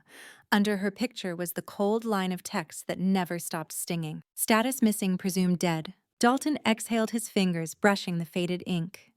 He flipped through the pages. Witness statements, search maps, a timeline of her final day, interviews with friends, family teachers. Every detail cataloged, dissected, chased, and yet nothing had ever pointed to a man in a black car with a smile sharp enough to cut. Nothing pointed to the fear Dean described. Nothing pointed to someone Emily was running from. Dalton grabbed a pen and scribbled a note: re-examine Emily's personal relationships, schoolwork, neighbors, family, friends. Look for older male connection. He paused, tapping the pen lightly against the table. If Emily had been afraid of someone close to her, she might have left clues, subtle ones hidden between lines in her conversations and habits. Teenagers don't always tell the truth, but they leave trails. Dalton flipped to the interview transcripts with her friends. One name appeared repeatedly: Mark Rendell, a neighbor, mid-20s back then, supposedly helped with her car sometimes, supposedly like a big brother to her. Dalton stared at the name. Something about it gnawed at him. He flipped through ages-old notes, rereading every mention. Mark had told investigators he barely saw Emily the week she disappeared, that she was fine. Normal, nothing unusual. The deputies at the time accepted it without pressing. He wasn't considered a suspect. No record, no red flags. Dalton frowned. If Dean's story was real, someone was stalking Emily. Someone she feared enough to run from in the dark. Someone who watched her closely. Someone who knew her routines. A neighbor fit the profile too well. He jotted down another note: locate current address, Mark Rendell, re-interview. Before he could flip the page, Deputy Ramos knocked lightly and stepped inside. "We have a problem," she said. Dalton straightened. "What now?" "Dean's truck," Ramos replied. "We found it." Dalton blinked. "The same one he crashed 20 years ago." Ramos shook her head. "No, his current truck. Parked behind the diner. We processed it." He felt a prickle of unease, and Ramos hesitated. "Sir," the passenger seat had scratches. Deep ones, fresh. Dalton's stomach tightened. Claw marks. "Looks like it," Ramos said quietly. "And there was hair caught in the doorframe. We're sending it to the lab, but..." She didn't finish the sentence. Dalton didn't need her to. The room suddenly felt colder. If Dean is lying, Ramos continued, then someone might have been in that truck recently. Struggling. Dalton clenched his jaw, and if he's not lying, Ramos exhaled, dread creeping into her voice. Then someone out there wants him to stay quiet, or wants him destroyed. Dalton rubbed a hand across his face. "Where is he now?" "Holding cell," Ramos said, shaking. "Won't eat." Dalton nodded. "Good. Keep him there. At least he's safe." Ramos turned to leave, but paused at the door. "Sheriff, do you believe him?" Dalton hesitated. "Parts of it." "And the rest?" Dalton stared down at Emily's photograph. "The rest scares me." The desert at night was a different creature altogether, vast, silent, threaded with shadows that moved in ways that made the human mind uneasy. As the sheriff's cruiser cut through the darkness, Dalton watched the dunes rise and fall like frozen waves. The same desert that swallowed Emily Hart. The same desert Dean claimed had swallowed his memory. Dalton had made a decision: retrace Dean's path. He pulled over near the stretch of road. Dean described the long, lonely highway where Emily flagged him down. The wind hissed across the asphalt. The moon hovered like a pale witness. Dalton stepped out, gravel crunching beneath his boots. He scanned the road. Miles of emptiness. No houses, no gas stations, no cameras. Just darkness pressing in on all sides. He closed his eyes, picturing Dean's trembling recount of the chase, the sudden headlights, the panic, Emily's terrified whisper. "He found me." Dalton's fingers tightened around his flashlight. Someone had stalked that girl. Someone with a motive older than the desert wind. Dalton walked toward the ditch Dean claimed he crashed into. His flashlight swept across rocks and brush. Nothing remained. 20 years of storms erased everything. But then the beam caught something. A faint glint. Dalton crouched. A shard of metal protruded from the dirt, small, rusted, partially buried. He carefully pried it free, wiping away the sand. It was a fragment of a car emblem. Japanese make. Early 2000s. Dalton's pulse quickened. Dean drove an American pickup in 2001. This wasn't from his truck. Dalton bagged the fragment marking the location. His flashlight swept across the desert again and then stopped. Tire marks. Faint, almost invisible, but fresh. Dalton crouched, tracing the patterns. 2 sets, both recent, one heavier, one lighter, like 2 vehicles had been here. Recently, very recently. Dalton's breath caught. Someone had come back to this place. Someone who cared enough to return to an old crash site after 20 years. A predator revisiting the scene. Dalton's straightened eyes narrowing. He wasn't alone out here. The desert suddenly felt hostile. He scanned the horizon, nothing but darkness. But his instincts screamed. Something watched him. Something waited. He slowly backed toward his cruiser, hand on his holster. And then, headlights, far off in the distance. Growing brighter, Dalton froze. The car approached slowly, almost too slowly, gliding across the road like a shadow with wheels. Black, low, sleek. The headlights blinding white. Dalton's heart thudded. A car like Dean described. The cruiser lights reflected off its windshield, but the driver was impossible to see. The windows were tinted darker than legal. The car rolled past him without slowing, without stopping, without a single acknowledgement of his presence. Just a soft, eerie smile scraped across the glass. No, not a reflection. A decal, a faded sticker on the back window. A smiley face. Dalton swallowed hard as the car disappeared into the night. A predator with a smile. A predator who returned to the desert. A predator who might have taken Emily Hart. Dalton climbed quickly into his cruiser, adrenaline pounding. He flipped on his headlights and his blood ran cold. A piece of paper was tucked under his windshield wiper. He stepped out, hands steady, despite the surge of fear, and pulled the note free. 1 sentence, written in neat, almost elegant handwriting. She wasn't yours to find then. She isn't yours now. The handwriting shook him, because it wasn't fresh. The ink was faded, weathered, old, like it had been written 2 decades ago. Dalton's fists clenched around the paper heart, hammering. Whoever left it knew Emily, knew the investigation, knew the desert, knew the sheriff's habits. And they were still out there, watching, following, taunting. Dalton caught his breath, forcing his mind to steady. Someone was digging up the past, someone dangerous, someone patient. And that someone wasn't finished. He drove back to town in silence, headlights cutting a trembling path through the darkness. As soon as he reached the station, he locked the note in evidence and marched straight to the holding cells. Dean Merrick looked up from the bench at the sound of footsteps. The sheriff stepped close, eyes burning. Dean, Dalton said quietly, "The man you're afraid of, he was out there tonight." Dean's face drained of color. "He's real," he croaked. Dalton nodded slowly. "And he's not running anymore." Dean covered his face with trembling hands. A sob tore from his chest, raw, terrified, defeated. Dalton leaned closer. "You're going to tell me everything," the sheriff said softly. "Every detail. Every word she said. Every person she feared. Every place she went. Because this man has been hiding in the dark for 20 years. He paused, voice hardening. "And I think he's hunting again." Dean slowly lowered his hands, eyes haunted. "It's worse than that, Sheriff," he whispered. "You don't understand." Dalton stared. "Understand what?" Dean's voice cracked like glass. He wasn't just following her. A long, terrible silence. He was following me, too. The words hit the sheriff like a sudden blow, sharp and disorienting in their simplicity. He wasn't just following her. He was following me, too.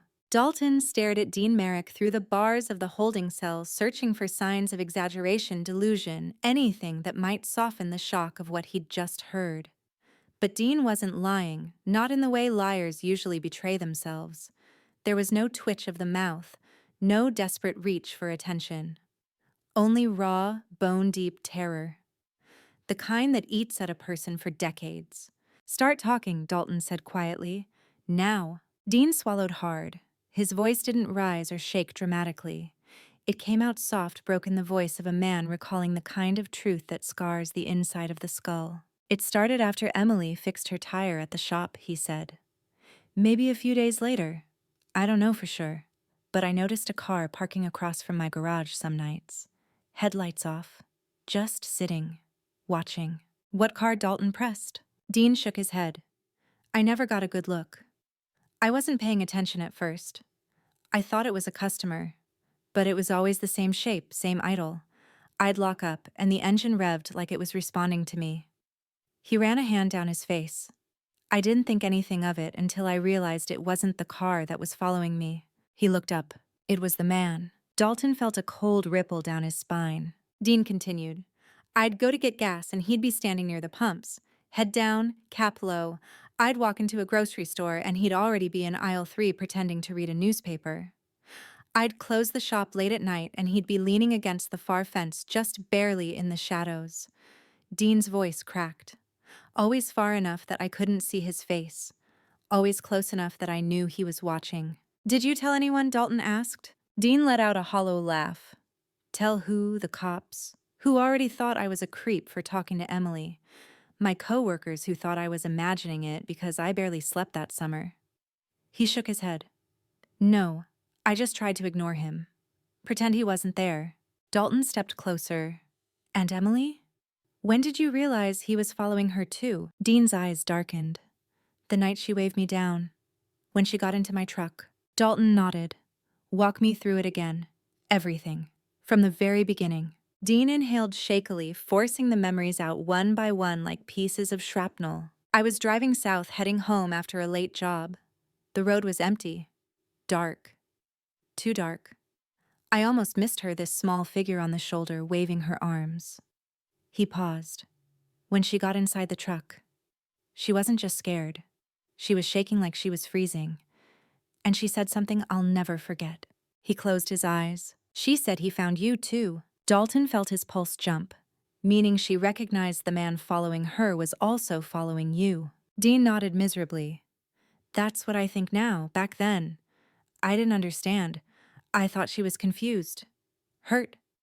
But then she whispered, he won't stop this time.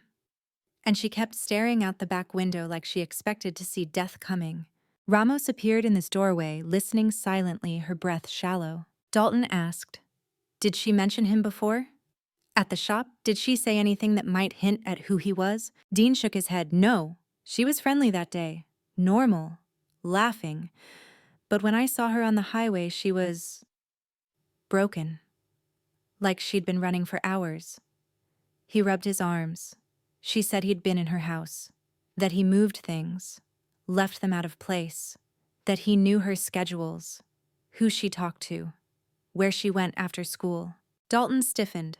She said all that in the truck. Dean nodded. The words poured out of her like she'd been holding them in for years. Dalton exchanged a glance with Ramos. Why didn't you tell the police 20 years ago? Ramos asked, voice sharp but not unkind. Dean flinched. Because it sounded crazy. Because she disappeared. Because I panicked and lied about not knowing her. And then that man kept showing up. Watching me, always there. In every shadow. His voice dropped to a whisper. I thought he would kill me if I talked. Dalton folded his arms, thinking hard. This confession wasn't solving the case, it was deepening it. Twisting it into something darker than a simple disappearance. Something that smelled like obsession. Surveillance. Long-term stalking. Why start following you? Dalton asked. You barely knew Emily. Dean shuddered. That's what I never understood. He hesitated. Unless he thought I was getting close to her. That I was interfering. Dalton's eyes narrowed, meaning the stalker might have felt threatened. Dean nodded slowly. Emily trusted me. She asked about my life. She took that photo. Maybe he saw? Maybe he thought I mattered to her. His voice cracked, and he decided I was a problem. Ramos stepped closer to the bars. Dean, the night of the crash before she waved you down, did she say where she'd been? Dean's face grew pale. She said she tried to go to someone's house for help, but he got there first. Dalton inhaled sharply. Whose house? Dean hesitated. I don't know, he whispered. She wouldn't say the name. Dalton swore under his breath. So many fragments. So many pieces that didn't connect. Yet each one whispered the same truth. Emily Hart wasn't just lost. She was hunted. Something shifted in Dean's expression, then something Dalton didn't expect. Fear, yes. Regret, yes. But underneath it, recognition, as if a memory had finally pushed through the fog. Dean leaned forward until his forehead nearly touched the bars. "Sheriff," he whispered, "I remember something else." Dalton's pulse quickened. "Go on?" Dean's voice quivered. "Before she passed out after the crash, before I thought she was dead, she grabbed my arm." He swallowed, and she said one last thing. Dalton stepped closer, tense. "What did she say, Dean?" Dean's lips parted slowly, his eyes filled with dread. "She said don't let him bury me." A cold shiver ran through the room. Dalton's heart hammered. Ramos inhaled sharply. "What did she mean?" Dalton asked, voice barely controlled. Dean shook his head helplessly. "I don't know. I thought she was delirious. Hurt. I didn't understand. But now—" He looked up, eyes pleading. "Now I think she meant it literally." Dalton's stomach twisted. "You think he buried her?" Dean nodded, tears burning down his face. "Somewhere out there. Somewhere near the crash site. Somewhere the desert could swallow her." Dalton felt something shift inside him, a mix of horror and determination. If she had been buried, finding her would be almost impossible. 20 years. Sandstorms, erosion, time itself working as an accomplice. But the killer would remember. Killers always remember where the bodies are. Dalton turned to Ramos. "Get a team ready at dawn. We're going back out there. Drones, dogs, ground radar if we can get it." Ramos nodded sharply. "Yes, sir." Dalton looked back at Dean. "You're not going anywhere. You're safer here." Dean clutched the bars. "Sheriff, he'll know." Dalton narrowed his eyes. "Know what?" "That I talked," Dean whispered. "He'll come for me." Dalton stepped closer. His voice lowered into a steel-edged certainty. "Let him come." But even as he said it, Dalton felt the chill in his bones. The predator wasn't merely watching. The predator was planning. At dawn, the desert stretched wide and pale, its silence a haunting hymn. Dalton stood beside the crash site with a full search team watching as dogs swept through brush and techs rolled out ground-penetrating radar. The sun climbed slowly, revealing endless dunes and wind-carved ridges. A deputy jogged over. "Sheriff, we've got something." Dalton hurried to the techs kneeling beside a patch of disturbed soil. The radar showed an irregular void beneath the surface. A buried space, roughly human-sized. Dalton's heartbeat rose into his throat. "Start digging," he ordered, voice tight. Shovels bit into the earth. Dirt flew, the void took shape. And then, a metallic clang. Everyone froze. Dalton dropped to his knees, pulling sand away with his hands. A metal lid. A container, buried deep. He felt the world tighten around him as his fingers brushed the rusted edge. Because inside that container could be everything, or nothing. And the desert watched in silence as the sheriff lifted the lid. What lay inside would unravel the case forever. The metal lid groaned as Dalton pried it open, the rust screaming softly like something protesting its own resurrection. A hush fell over the search team. Even the dogs seemed to sense the moment shift, their bodies lowering tails, dropping eyes fixed on the container, as if the desert itself were holding its breath. Dalton braced himself for the worst, bones clothing a trace of Emily that would confirm the darkest possibility. But when the lid finally snapped free and the dust settled, what stared back at him wasn't a body. It was objects. Old, weathered, buried on purpose. Dalton's brow creased. Deputy Ramos knelt beside him, flashlight ready. Her beam swept across the artifacts with a sharp, clinical glow. A denim jacket shrunken from moisture, stiff with time. A cracked leather journal with pages curled like withered petals. A silver bracelet, tarnished but unmistakably feminine. A pair of sneakers, faded blue laces tied together. A disposable camera, half buried in dirt at the bottom. Not remains. A cache. A memory vault. A shrine. A shiver crawled up Dalton's spine. These weren't dumped. They weren't discarded. They were kept. Preserved. Hidden like trophies. "What the hell?" Ramos murmured, pulling on gloves. Dalton reached for the denim jacket. It crumbled slightly at the collar, but the stitching remained. He didn't need to compare photos to know it belonged to Emily.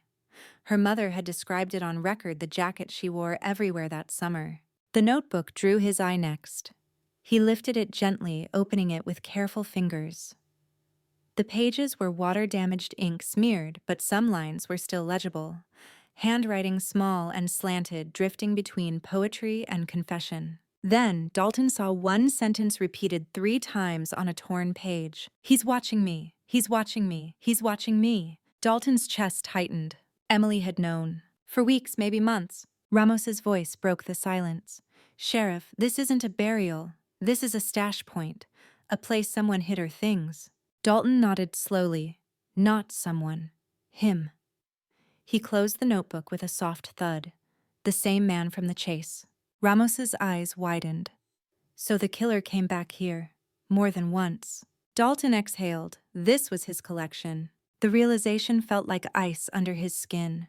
A predator had stood on this same patch of dirt, dug with these same motions, lowered these items in, covered them carefully, standing over them like trophies, and then had disappeared for 20 years. Until now. Dalton stood abruptly. "Bag everything. I want these sent to the lab immediately." Deputies moved with purpose, carefully lifting the items, sealing them in evidence bags. But Dalton wasn't done. He crouched again this time, running his fingers along the inside of the container. And there, etched faintly in the metal, was a symbol. A circle, with a line running straight down through it. Like a stick figure without arms. Or, Ramos leaned over his shoulder. "What is that?" Dalton stared at it. "It's a mark. A signature." Her voice tightened.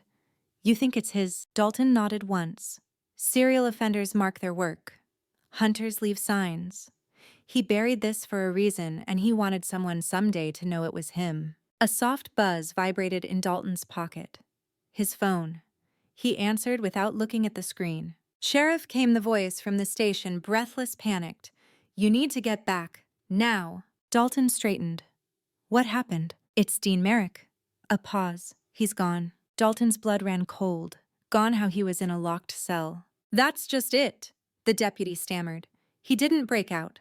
There's no sign of force, no tampering. The door was still locked." Ramos stepped closer, listening. Dalton forced himself to stay calm. "Then how did he get out?" Another pause, longer, heavier. "He didn't walk out, Sheriff." The deputy's voice cracked. "He's just gone. Vanished. And there's something you need to see in the cell." Dalton clenched his jaw. "What?" The deputy's voice dropped to a shaken whisper. "There's a smiley face drawn on the wall." Ramos's breath hitched. "Sheriff." Dalton closed his eyes for one brief, furious second. The man with the smile. The man from the desert. He had been inside the station. Inside the cell. Without triggering alarms. Without breaking locks. A ghost wearing a human face. Dalton's voice hardened. "I'm on my way." He ended the call and turned to Ramos. "Pack up. Leave 2 deputies here to secure the site. Everyone else back to the station." Ramos nodded, but her expression was taut with fear. "Sheriff." If he took Dean, Dalton didn't let her finish. "Then we're running out of time." The station buzzed like a disturbed hornet's nest when Dalton and Ramos arrived. Officers spoke in tense whispers. The air felt thick, suffocating, tinged with something unspoken. Dalton shoved through the hallway until he reached the holding area. The deputy on watch stood pale and shaken. "Sir, I swear I didn't leave my post. I was right outside. I heard nothing."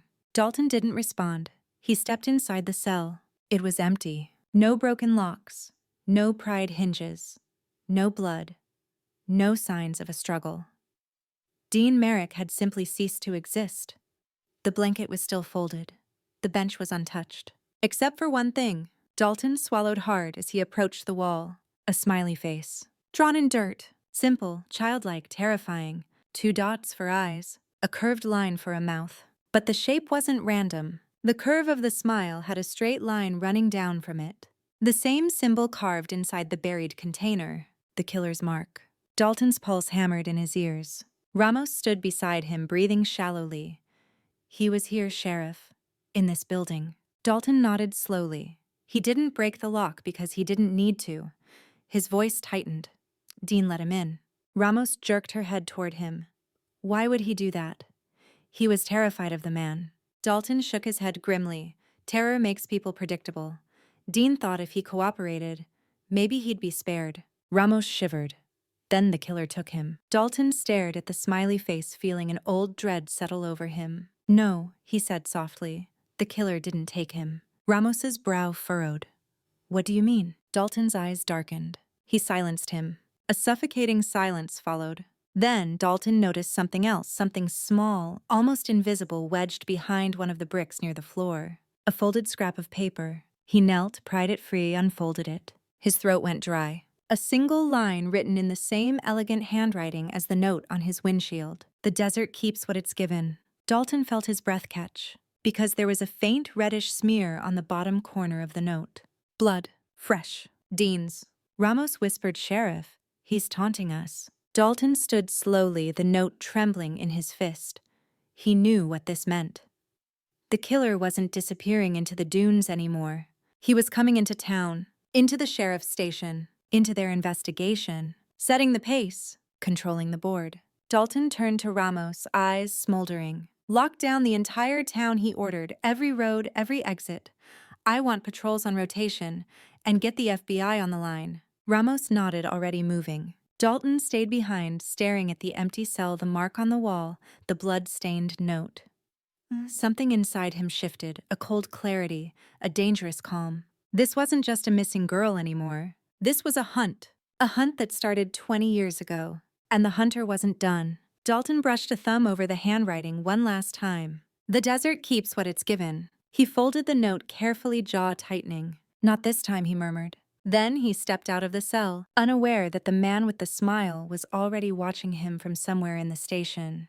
Quiet, patient, waiting for nightfall. Night didn't fall on the town so much as it descended like a slow, suffocating curtain drawn over the desert. The air thickened. The wind died.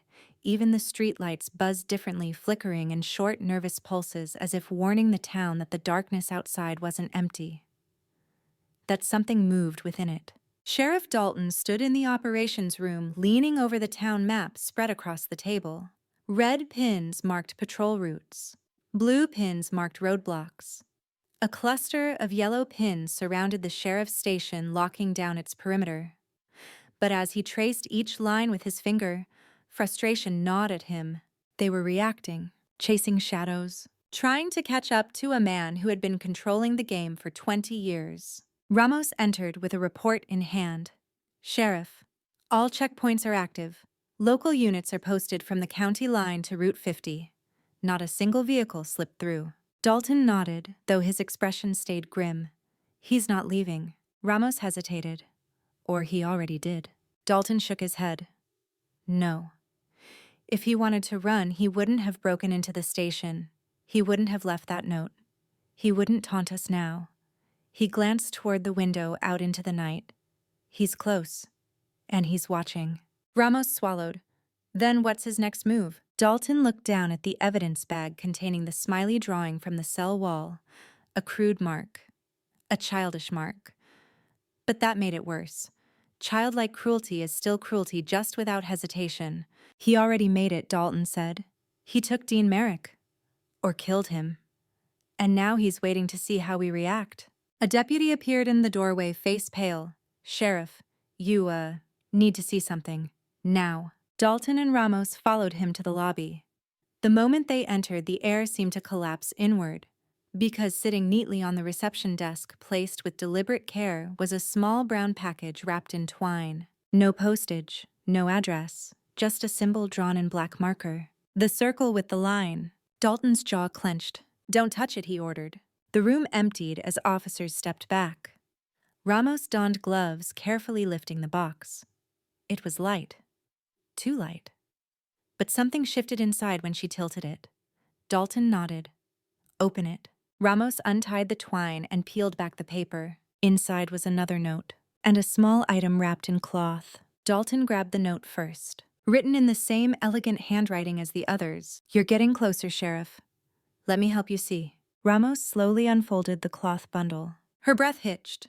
Inside was a pair of broken glasses. Bent, cracked, spattered with dry mud. Dalton froze. Dean Merrick wore glasses. Ramos closed the cloth quickly, face taut. "Sheriff, if these are Dean's." Dalton cut her off. "Get them to the lab, now. I want Prince DNA, everything." Ramos rushed out. Dalton remained still for a moment, feeling the world tighten around him. The killer wasn't hiding anymore. He was communicating, escalating, steering the investigation towards something, or someone. Dalton turned toward the board covered in old photographs of Emily Hart smiling in one, thoughtful in another. Her eyes frozen moments before the desert swallowed her. He stared at them, searching for the missing piece the killer was mocking him for not seeing. If Emily had been stalked for weeks, if Dean had been followed, if Emily ran to a house for help and he got there first, then someone else knew. Someone who had never come forward. Someone who saw something the night Emily disappeared or the weeks before. Dalton grabbed the old witness list from the Hart case file. He scanned it, flipping through page after page, each name a dead end from the original investigation. Then he stopped. Mark Rendell, neighbor, close to the family. Interview notes minimal. Alibi described as credible, based on his own word and one coworker. No follow-ups. Dalton felt a cold prickling at the base of his spine. "Ramos," he shouted. She returned at once. "Run a full background check on Mark Rendell. Everything addresses employment vehicles. And get me his current location." Ramos hesitated. "Sheriff, that name again. You think he's involved?" Dalton didn't look away from Emily's photo. "I think too many threads lead back to him, and too many eyes ignored him. And if he's not our guy," Dalton exhaled slowly, "then he'll tell us who is." By 11 p.m., the town lay still beneath the desert sky. Patrol cars circled neighborhoods. Lights flickered behind curtains. Somewhere a dog barked at nothing. Dalton's cruiser rolled down Birchwood Lane, a quiet residential stretch where Mark Rendell now lived. Ramos sat beside him, gripping a flashlight tightly. "This place feels wrong," she whispered. Dalton agreed. Some places carried a weight, an old heaviness that clung to the siding of houses seeped into the lawn, watched from behind dusty blinds. Rendell's house was one of them. Lights off, curtains drawn, a single car in the driveway, a black sedan with outdated plates. Dalton and Ramos approached carefully, feet crunching softly on gravel. Dalton knocked once. Silence. He knocked again, louder. "Nothing." He signaled Ramos. They circled to the back, peering through gaps and blinds. The house was dark but not abandoned. Too neat, too deliberate. A predator's den disguised as normal. Then Ramos tapped their window. "Sheriff, look." Dalton leaned closer. Inside the living room, illuminated by the faint glow of a street lamp, sat a wall floor to ceiling covered in photographs. Not framed, not orderly, pinned, layered, chaotic. And all of them were of women. Women, different ages, different years. But one face appeared most often. Emily Hart. Dalton's pulse thundered. He didn't wait. "We're going in." They forced the back door. It swung open too easily, like someone had left it that way. Like someone expected them. Inside, the air was stale, tinged with dust and something metallic. Dalton stepped into the living room. His breath caught. The wall wasn't just covered in photos. It was covered in surveillance. Long lens shots, angled shots from behind fences, photos taken through windows, photos taken from cars. Some captured Emily smiling in public. Others showed her looking over her shoulder, unaware she was being hunted. Some were taken at night, her silhouette at the window, a sliver of her face in a rearview mirror. Dozens, hundreds, too many for one man to collect casually. Ramos whispered, "Oh my God." Dalton approached a small table beneath the display. He lifted a notebook, clean, crisp, organized. It held dates, times, locations, and the same cryptic symbol repeated every few pages. The circle with the line. Dalton flipped to a random date. August 5th, 2001, Emily, at store 3 p.m., followed her home. She saw me, ran inside, getting bold, good. He interfered again, must eliminate him soon. Dalton felt the blood drain from his face. "He interfered," Ramos echoed. "Sheriff, does that mean Dean?" Dalton nodded slowly. He wasn't following just Emily. He was following her interactions, her connections. Anyone who got close. Another line on the next page. August 11th, decided. Tomorrow night. She's ready. He's in the way. Dalton's heart pounded. The final entry written with severe, sharp strokes. August the 12th, the chase was perfect. She begged. He panicked. He left her. I didn't. The desert keeps what it's given. Ramos covered her mouth. Dalton's hands curled into fists. Mark Rendell was the stalker. Dean wasn't imagining it. Emily wasn't paranoid. Rendell hunted them both. Ramos's eyes widened as she connected the last, most horrifying piece. Sheriff, if Rendell buried her, then that container we found. Dalton finished the sentence for her voice, cold as stone, was only his first burial. Ramos's voice trembled.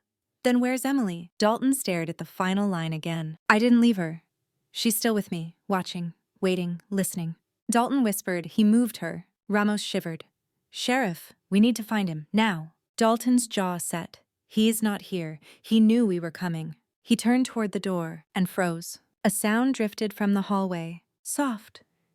Slow. A creaking floorboard. Ramos swung her light toward the dark corridor. Sheriff, she whispered. Dalton drew his gun. Another creak. Then a faint tapping, metallic, measured, intentional. A rhythm. Tap, tap, drag. Tap, tap, drag. Dalton's breath turned to ice. The same rhythm the killer left on Dean's cell wall. The smiley face, the mark, the hunt. Dalton stepped into the hallway, slowly, gun raised, heart pounding. Rendell, he called into the dark voice, steady. It's over. But a voice answered from somewhere in the blackness ahead. Calm, smooth, almost amused. Sheriff, the desert isn't done with you yet. Then, a door slammed. A window shattered. Footsteps erupted outside. Dalton and Ramos charged after them. Through the broken window, into the cold night air, onto the street. But when their lights cut through the darkness, the street was empty. Rendell was gone. Again, the hunt had only just begun. The street was empty but not silent. The last echo of footsteps clung to the air like a fading pulse, a taunt, a promise. Dalton swept his flashlight across the darkened yards, the quiet driveways, the rows of windows watching like glassy, breathless eyes. Nothing moved. Nothing breathed. The night swallowed everything. Ramos jogged to the end of the block, scanning every shadow. Sheriff, she called. Nothing. No movement. No vehicle pulling out. He vanished. Dalton stepped out into the center of the street, boots crunching over stray glass shards from the shattered window. He forced his breathing to slow, listening, really listening. The desert wind carried no trace of a running man, no engine, no door slam, no broken silence. Only the distant hum of patrol cars and the pulse of his own heartbeat. He planned this, Dalton said, voice low and hard. He wanted us inside the house. He waited until we were close, then slipped out the back the moment we stepped in. Ramos shone her flashlight on the edge of the yard. Sheriff, footprints. Dalton knelt beside her, a set of prints cut through the dust, clean, deep, deliberate. Boots, heavy treads. Male. They led from the broken window across the yard, and then abruptly disappeared. Dalton brushed his hand over the ground, smooth, empty. No prints, no drag marks, no disturbance. He stepped onto something Ramos said. A vehicle. Dalton shook his head. The prints stopped too clean. He didn't get into a car here. Ramos swallowed. Then how did he vanish? Dalton stood slowly, scanning the dark. He knows the terrain. Every yard, every alley, every blind spot in this town. He's been here his whole life. Ramos exhaled shakily. He could be anywhere. Dalton looked down the street, eyes narrowing. No, he said, he's somewhere he feels safe. Ramos stiffened. Sheriff, you think he's watching us right now? Dalton didn't answer. Because he did. Back inside Rendell's house, officers swarmed the hallways, photographing the wall of surveillance, tagging evidence, bagging documents. The house itself felt suffocating, like it had been holding its breath for 20 years, storing every secret, letting dust settle like a second skin over madness. Dalton moved through the rooms slowly, methodically. A predator's lair was never random. Every detail meant something. Ramos followed him to a bedroom. It was immaculate. The bed tightly made, clothes folded with military precision, a desk with pens arranged in a perfect line. No dust, no clutter. The only oddity, a single photograph sitting on the dresser. Dalton picked it up. Emily Hart, at a bus stop, smiling faintly. Her smile had been cut out, cleanly removed with a blade. Ramos shivered. Sheriff. Whoever he is now, Rendell wasn't stable even then. Dalton set the photo down carefully. He wasn't unstable, he murmured. He was organized, patient, controlled. That's why he's been invisible for 20 years. Ramos nodded, but her eyes were troubled. This house? It's like walking inside someone's mind, and I don't like what I'm seeing. Dalton opened the closet and froze. Inside, rows of shirts hung neatly, but behind them, tacked to the wall, was something far worse. A map of the desert, hand-drawn, annotated. Circles covering dozens of square miles. Lines connecting abandoned mines, dried riverbeds, old service roads. Markers in red ink, some dated, some scribbled. And in the center of the map, circled 3 times. Coyote Ridge. Ramos leaned in. That's miles from the crash site. Dalton's eyes hardened, which means he moved her, protected the burial site, watched it, visited it. Ramos's voice cracked. Sheriff, what if she's still there? Dalton turned, urgency rising. We need a full team out there tonight. Bring lights, dogs, cadaver units, everything we have. Ramos nodded and rushed out. Dalton remained for a moment staring at the center of the map. The ink circles were drawn with violent pressure grooves carved into the paper like knife cuts. Rendell wasn't just marking a location. He was obsessing over it. Dalton folded the map carefully and tucked it under his arm. Then something caught his eye. A small key taped behind the doorframe. Dalton peeled it off. A storage key, numbered, Unit 17B. Storage units. Of course a stalker would use one. He pocketed the key, feeling the weight of time pressing against him. Rendell was ahead of them, but the sheriff was finally closing the gap. The desert wind grew colder as Dalton and Ramos drove toward Coyote Ridge. Their headlights carved a trembling path through the darkness. The ridge loomed in the distance, a jagged silhouette against the starless sky. Ramos checked her equipment. Search team is 10 minutes behind us. Sheriff? Maybe we should wait. Dalton shook his head. No. If Rendell knows we found the map, he'll go there first. He'll destroy whatever's left. And if he is there right now? Dalton didn't blink. Then we take him. Ramos gave a tight nod, though fear simmered beneath her steady tone. As they approached the ridge, Dalton slowed the cruiser. He switched off the lights. The world turned black, silent. The desert hummed low and restless.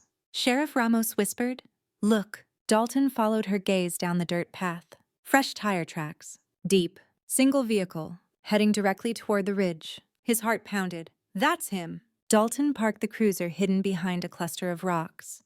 He and Ramos stepped out quietly, weapons drawn, flashlights off. The moon cast pale silver across the ridge, revealing its jagged edges, its steep slopes, its scattered boulders. They moved silently, step by step, toward the heart of darkness. At the base of the ridge, something glinted. A shovel, new, clean, planted in the dirt like a marker. Ramos's breath hitched. Sheriff, this is him. This is what he's doing. Dalton knelt, brushing his fingers over the metal, still warm. He rose slowly. He's not destroying evidence. He paused. He's digging. Ramos stared. Digging what? Dalton's gaze hardened. A new grave. A sound floated down from the ridge. Metal against stone. Slow, deliberate, measured. Tap, tap, drag. Ramos whispered, that rhythm. Dalton nodded. It's him.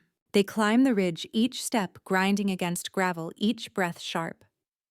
The sound grew louder, closer, the scraping of metal, the thud of shifting earth. When they reached the top, they saw him. A lone figure kneeling beside a rectangular hole in the ground, shovel in hand, back to them. Lantern light flickered, casting his shape into something monstrous. Mark Rendell. Older now, hair thinner, shoulders hunched, but still precise, still meticulous. Still the man with the smile. Dalton aimed his weapon. Rendell, don't move. The man froze. For a moment he didn't turn, didn't breathe. Then, slowly, with eerie calm, he stood. He lifted his hands and turned around. His face was expressionless, his eyes flat, but his mouth curved into something that made Ramos's skin crawl. A smile. Sheriff Dalton Rendell said softly, "You're late." Dalton stepped forward, hands where I can see them, dropped the shovel. Rendell let the shovel fall. It hit the ground with a metallic clatter. He took one step back toward the open grave. Dalton's voice tightened. "Don't move." Rendell tilted his head. "You're searching for her. Emily." His voice was warm, almost nostalgic. Such a beautiful girl, so trusting. Ramos gripped her weapon. "Where is she?" Rendell's smile broadened. All around you. Dalton's pulse hammered. Where's Dean Merrick? Rendell chuckled lightly as if amused by a child. He served his purpose. Dalton stiffened. Meaning, Rendell's eyes gleamed. He's not digging anymore. Ramos inhaled sharply. Sheriff. Dalton steadied his weapon. Rendell step away from the grave. Rendell didn't.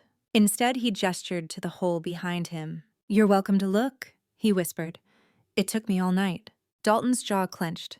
What's in it? Rendell's smile thinned. Closure. Ramos whispered, panicked. Sheriff, he's stalling. Suddenly, the ridge trembled under their feet. A sound erupted behind them. A sharp crack. Dalton spun, and a figure lunged from the shadows. Not Rendell. Someone else. A shape. A blur. A body hitting Dalton with crushing force. Dalton fell hard. Gravel ripping into his palms. His gun skittering across the ridge. Ramos screamed, Sheriff. Rendell lifted the lantern, and Dalton's blood froze. Because the face stepping into the light wasn't unfamiliar. Not a stranger. Not a second stalker. No, it was a face Dalton had seen in a photograph 20 years old. A school portrait. Smiling, bright-eyed. Emily Hart. Alive! And looking straight at him. For the first time in 20 years, Sheriff Dalton felt the world tilt beneath him, tilt so violently, so impossibly that the desert, the ridge, the stars above all became warped silhouettes around a single breath-stealing truth. Emily Hart was alive. Not a memory, not a photograph, not a ghost of the past the desert refused to surrender. Alive, moving, breathing, standing over him with a face both familiar and alien at once, older, harder carved by years the world never saw. Ramos froze beside him, her flashlight trembling in her grip. Sheriff, she whispered voice, cracking that can't be. But Dalton knew.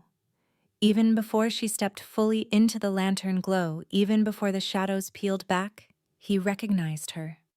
Not the way she looked in the old photos, smiling innocent 19. No, this Emily had eyes like fractured glass, hollow, watching, measuring. And alive was not the same as saved. Dalton struggled to push himself upright, boots scraping against the ridge's gravel. The figure who had tackled him backed away, giving Emily space. Dalton blinked hard, stunned, and realized with a jolt that the attacker was holding a knife. A hunting knife. Worn. Dirty. Its blade catching the lantern's flicker. Dalton's voice emerged in a strained whisper. Emily. She didn't answer. Rendell stepped forward beside her lantern, swinging gently in his hand, casting shadows that writhed like serpents across the ridge. His smile sharpened as he watched the sheriff's face collapse under the weight of revelation. Beautiful, isn't she? Rendell murmured. The desert didn't take her. I did. Ramos raised her weapon. Emily, drop the knife. Don't come any closer. Emily's arm didn't move. Her breathing didn't change. Her expression didn't flicker. She simply watched, cold, silent, detached like someone standing outside her own body. Dalton forced himself onto his knees. Emily, you're not trapped. You're not alone. You don't have to. Her head tilted slightly, not curious, not confused, more like studying him. Rendell's smile widened. She hears you, Sheriff. She hears everything. But you misunderstand. He placed a hand on Emily's shoulder, not a grip, not a restraint. A gesture of possession. She isn't trapped. Emily blinked once, slowly. She stayed. Ramos hissed under her breath. Oh, God. Dalton felt the night pressing in on him, squeezing every breath. Emily. He took you. He hurt you. You can come with us now. You can be safe. Rendell laughed softly. Safe, Sheriff, you mistake her. He turned toward Emily. Tell him. But she didn't move. Rendell shrugged. She speaks when she wishes. She learned silence long before the desert. Dalton's pulse pounded in his ears. Emily, we need to know what happened. We need to know if he made you stay. I didn't make her do anything, Rendell interrupted sharply. I offered her what the world never did. Dalton glared. What capture control fear? Rendell stepped closer to the edge of the grave he'd been digging. Understanding. He glanced past Dalton to the open desert as if addressing the night itself. Emily and I are not what you think. She saw me long before anyone did. She knew the world was watching her, waiting to consume her. His gaze returned to the sheriff. And she chose the only witness who wouldn't turn away. Dalton spat. You kidnapped her. I saved her, Rendell said simply. The word cut through the air like a blade. Saved, Ramos snapped. You hunted her. You terrorized her. You chased her into the desert. Rendell shook his head slowly. No. I chased the man who threatened her. Dean. Dalton stiffened. Ramos blinked. Dean threatened her. Rendell smiled. You think Emily met him by accident? Waved him down for help? He steps toward them, lantern swinging like a pendulum. He followed her. He photographed her. He touched her car. He watched her sleep. Dalton inhaled sharply. You're lying. Rendell's voice didn't rise, didn't break. He stalked her first. Emily's fingers tightened around the knife. Dalton's heartbeat stuttered. Rendell nodded toward her. Tell him, Emily. For the first time, she looked directly at Dalton, not through him, not past him, but at him. Her lips parted. No sound came. Then, he hurt me. Ramos froze. Dalton's blood iced. Emily's voice was soft, flat, like she was reciting something carved into her bones years ago. Rendell gently touched her shoulder again. When she ran, she wasn't running from me. She was running to me. Dalton shook his head. No, that's not how it happened, Dean said. Dean lied, Rendell said simply, because he wanted her to himself. He wanted to be the hero in his own story. Dalton felt the ground tilting again. Memories from Dean's confession flashed through his mind, his trembling hands, his halting voice, his missing details, his lies, his half-truths, his omissions. Ramos whispered, Sheriff, if Dean knew her before the tire incident, if he lied about that, if he lied about other things. Dalton swallowed hard. Dean said Emily waved him down. Rendell said Emily was running, which was true, which was a lie. Emily stared down at her hands, the knife glinting beneath the moon. Her voice drifted out again, hollow. He chased me. He said he'd take me away. He said I had to go with him. Dalton felt cold sweat creep down his spine. Emily, he said gently, who are you talking about? She lifted the knife and pointed it at the night sky. Dalton realized she wasn't pointing randomly. She was pointing toward a memory, a figure, a past buried in sand. Dalton's heart pounded. Emily, was it Dean? She blinked once, then nodded. A small nod. Barely there, but enough. Ramos staggered back. Dear God, Sheriff. Dean was, Dalton whispered, not the victim. Rendell finished the sentence with a quiet, almost gentle tone. He was the predator. Dalton felt the desert shift around them, the entire narrative cracking open, rewriting itself in the cold Nevada air. Dean's shaking his guilt, his fear. What if it was fear of being discovered? What if he'd been following Emily, watching her, waiting for his moment? What if the night of the chase wasn't two strangers colliding? What if it was Emily's escape? Dalton's voice trembled. If Dean hurt her, why didn't she tell us? Why disappear for 20 years? Emily lowered the knife slowly. Her voice cracked for the first time like ice splintering. Because you never listened. Dalton flinched. Rendell stepped back, watching Dalton absorb the truth like a slow-acting poison. You see, Sheriff, the case you've been chasing all these years was never about murder. Ramos whispered. Then what was it? Rendell's smile spread calm and horrifying. Transformation. Dalton's voice hardened. You manipulated her. Rendell tilted his head. I freed her. Emily lowered her gaze, expression unreadable. Dalton steadied himself and tried again, voice soft. Emily, you're not his captive. You never were. You can walk away. You can come with us. You can start over. Emily looked up slowly. I already did. Dalton blinked. What do you mean? Rendell answered for her. She buried Emily Hart 20 years ago. Emily stepped to the edge of the grave. And Dalton realized with a jolt, the grave wasn't for them. It wasn't for Rendell. It wasn't for Dean. It was for her. For her identity. For Emily Hart, the girl the world had failed. Dalton whispered, horrified Emily, don't. But she raised a hand, silencing him. Her voice was a whisper tangled in desert wind. Emily Hart died the night you didn't find me. Then she stepped back, into the darkness, into the trees, into the desert that swallowed her once before. Dalton lunged, but Rendell grabbed his arm with surprising strength. Let her go, he murmured. You can't save a ghost. Dalton shoved him away, gun raised, but Rendell only smiled. She'll come back when she's ready. Where is she going? Ramos choked out. Rendell looked toward the dunes. Home, he said softly. And Sheriff? Dalton glared at him, gun locked on his chest. Rendell's smile sharpened. You're not chasing a cold case anymore. He stepped back toward the ridge's edge. You're chasing a rebirth. Then he fell, backward, into the darkness below. Dalton and Ramos rushed forward, but the desert had already swallowed him whole. No body, no sound, no trace, only silence. And Emily's footprints leading into the endless, hungry dark. The world did not scream when Rendell fell. It didn't recoil. It didn't echo. It simply absorbed the sound, what little there was, and swallowed him the same way it had swallowed Emily 20 years ago. One moment he was there, smiling that soft, uncanny smile. The next, he was gone, taken by gravity and the dark ridge below. Dalton stared into the abyss, breath lodged in his throat, waiting for a thud that never came. Beside him, Ramos shined her flashlight down the slope. The beam cut through scrub and rock but revealed no body, no blood, no movement. Sheriff, I don't see him. Dalton didn't answer. His pulse beat thickly in his ears.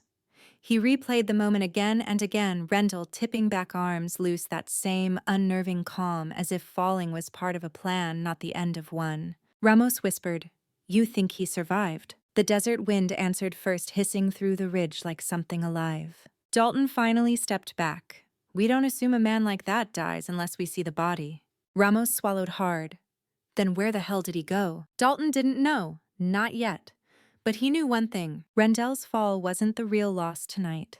Emily Hart had vanished again into the desert, into darkness, into a life she had rebuilt from rage and ruin. A woman who had survived the unimaginable only to choose the silence that once imprisoned her. Dalton forced himself to breathe. He scanned the ground for her footprints. And there they were, light, precise, determined. Leading away from the ridge. Ramos whispered, She's moving fast. Dalton nodded. She knows this terrain better than anyone. They followed the tracks down the opposite side of the ridge, their flashlights gliding over barren earth, searching for movement. Every few yards, the footprints became more erratic. Slight turns, sudden shifts, pauses. Dalton frowned. She's doubling back, he muttered. Ramos squinted. Why would she? A realization hit the sheriff like ice water. She's not running. Dalton straightened, scanning the dark with new eyes. She's circling. Ramos stiffened. For what? Dalton's voice hardened. To watch. The desert around them suddenly felt sharper, more alert, like every shadow held a pair of eyes. Ramos flicked her flashlight toward a cluster of boulders. Sheriff, she's here. Somewhere. Dalton looked up at the ridgeline, and for a fraction of a second, a silhouette. A woman still as stone watching them from above. Emily. Ramos gasped, raising her gun, but Dalton held out a hand. Don't, he murmured. She's not attacking. Emily's silhouette lingered for a heartbeat longer, thin ghost like a remnant of a life left behind before melting back into the dark. Ramos muttered. She moves like she vanished. She learned from the best, Dalton said quietly. From Rendell. From the desert. From survival itself. They climbed the ridge, flashlights sweeping across jagged rocks. But when they reached the top, Emily was gone again. Instead, something else waited for them. Ramos spotted it first. Sheriff, look. A symbol drawn in the dirt, glowing faintly under moonlight. A circle, a line through it, Rendell's mark. But this one was different, cut sharply, deeply, with ferocious strokes. And beside it, scratched in hurried, uneven letters. Not him. Dalton crouched, heart thudding. She's trying to tell us something. Ramos leaned in. If Rendell wasn't the one she pointed to, if it wasn't him. Dalton straightened. Then the real question is, who was? The desert offered no answer. Not yet. By dawn, search teams had scoured the ridge. No sign of Rendell's body. No sign of Emily. The only evidence left behind was the symbol and the 2 words etched in dirt, 2 words that rewrote everything. Back at the station, Dalton stood over the evidence table, rubbing the fatigue from his eyes as sunlight crawled across the floor. Ramos entered with a fresh pot of coffee and a look that told him she hadn't slept either. No trace, she asked. Dalton shook his head. Nothing. The ridge is clean. Ramos exhaled. So Rendell either crawled away with broken bones or jumped in a spot where he knew he could survive. Dalton's voice was heavy, or someone helped him. Ramos hesitated. Emily. Dalton didn't answer. He stared at the map pinned to the board, the one they'd taken from Rendell's wall. Red circles, notes, dotted paths, Coyote Ridge at the center. If Emily left that message, Ramos said quietly, then Rendell wasn't her real captor. Dalton tightened his jaw. No, but he was part of it. Ramos crossed her arms. Sheriff, the more we dig, the more this looks like something bigger, something that didn't end with Rendell or Dean. Dalton's eyes drifted to the last note Rendell left them, the one in the holding cell. The desert keeps what it's given. But now with Emily alive, that line twisted into something more sinister. What if the desert didn't just keep her? Dalton murmured, but reshaped her. Ramos shook her head slowly. Sheriff, with all due respect, that wasn't the girl from 20 years ago. That was someone else. Dalton's voice sank. A ghost wearing her skin. Ramos swallowed. And the worst part, she didn't look confused, or scared, or brainwashed. She lowered her voice. She looked like she made peace with who she became. Dalton stared at the photos on the board, Emily's smiling face frozen in innocence. That girl was gone. Whoever walked the ridge last night was something forged in fear, sharpened by the desert, shaped by hands the sheriff hadn't yet identified. Dalton reached into his pocket and unfolded the storage key, Unit 17B, found in Rendell's house. "We're not done," he said. "Rendell's dead or dying, Emily is alive, and we still don't know who hurt her first." Ramos nodded slowly. Storage facility. Dalton nodded. If Rendell kept trophies at a burial site, he kept the rest somewhere else. Ramos grabbed her jacket. "Let's go." Before they reached the door, a deputy rushed in, pale, breathless. Sheriff Dispatch got a call, a woman screaming, out near the old quarry. Caller hung up before we could trace it, but... Dalton tensed. But what? The deputy swallowed. The caller whispered a name before hanging up. Ramos stepped forward. Whose name? The deputy's voice shook. Emily Hart. Dalton didn't hesitate. Gear up, now. The quarry was a scar in the desert, vast, jagged, abandoned years ago. After too many accidents, too many workers lost too many complaints about strange noises echoing from the depths. Dalton parked the cruiser at the edge gravel, crunching beneath the tires. Ramos stepped out, scanning the perimeter. Sheriff, this place was on Rendell's map. Dalton nodded. A secondary burial site, maybe. Or a meeting point. Ramos knelt by the entrance to the quarry floor. Tracks. Multiple sets. Fresh. Her voice tightened. 2 small footprints, one heavy, booted. Dalton's stomach clenched. Emily. And Rendell, Ramos whispered. Dalton hesitated. Or someone else. They followed the tracks downward, the sun barely lifting over the horizon. The pit yawned open, an ugly wound of broken stone and collapsed tunnels. The deeper they went, the colder the air became, as if the desert itself refused to warm the quarry's dead heart. A faint sound carried through the tunnels. A metallic cry, echoing, sharp. Ramos raised her weapon. Sheriff. Dalton signaled for silence. Then, a whisper, so soft they almost missed it. Sheriff. Dalton spun flashlight, slicing through the dusty gloom. The voice came again. Sheriff Dalton. A woman's voice, thin, frayed, fragile. Dalton's pulse surged. Emily. No answer. Dalton stepped deeper into the quarry's belly. Ramos followed each step, cautious. They approached a collapsed section of the lower tunnel. Something moved behind it. Soft, unsteady.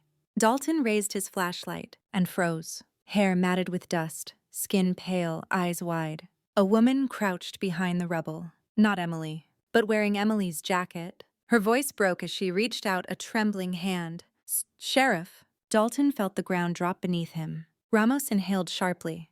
Who are you? The woman's sobbed voice cracking. He told me to give you a message. Dalton knelt slowly. Who did he? She trembled violently. The man you're chasing. The one with the smile. He said Emily. Emily. She choked, covering her face. Dalton's heart pounded. What about Emily? Tell me. The woman raised her head and whispered. He said Emily wasn't the first. Dalton's blood iced. Ramos whispered, oh God. The woman continued, tears streaming down her face. He said there were others. Before her. After her. That he saved us all from the man who hurt us first. Dalton felt a cold sweat crawl down his spine. Who hurt you? The woman stared at him with hollow eyes. and whispered the last thing he expected. Emily did. Dalton staggered back. What? The woman sobbed harder. She not Rendell Emily. She let us here. She watches us. She decides who stays, who leaves. Dalton's breath hitched. Ramos whispered, Sheriff. Rendell wasn't the hunter. Dalton stared at the trembling woman. No, not trembling. Laughing, softly, brokenly. Her head tilted. Her mouth twisted into a familiar shape. A smile, Emily's smile, painted on a stranger's face. Dalton's heart lurched. Ramos stumbled back, raising her weapon. Sheriff, she's one of Emily's. The woman's voice shifted. Lower, colder. Wrong. She's not hunting you anymore, Sheriff. Her grin widened. She's waiting. And somewhere deep in the quarry, a second voice echoed. Soft. Female.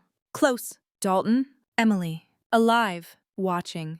The desert's daughter. The cold case's ghost. And she wasn't alone.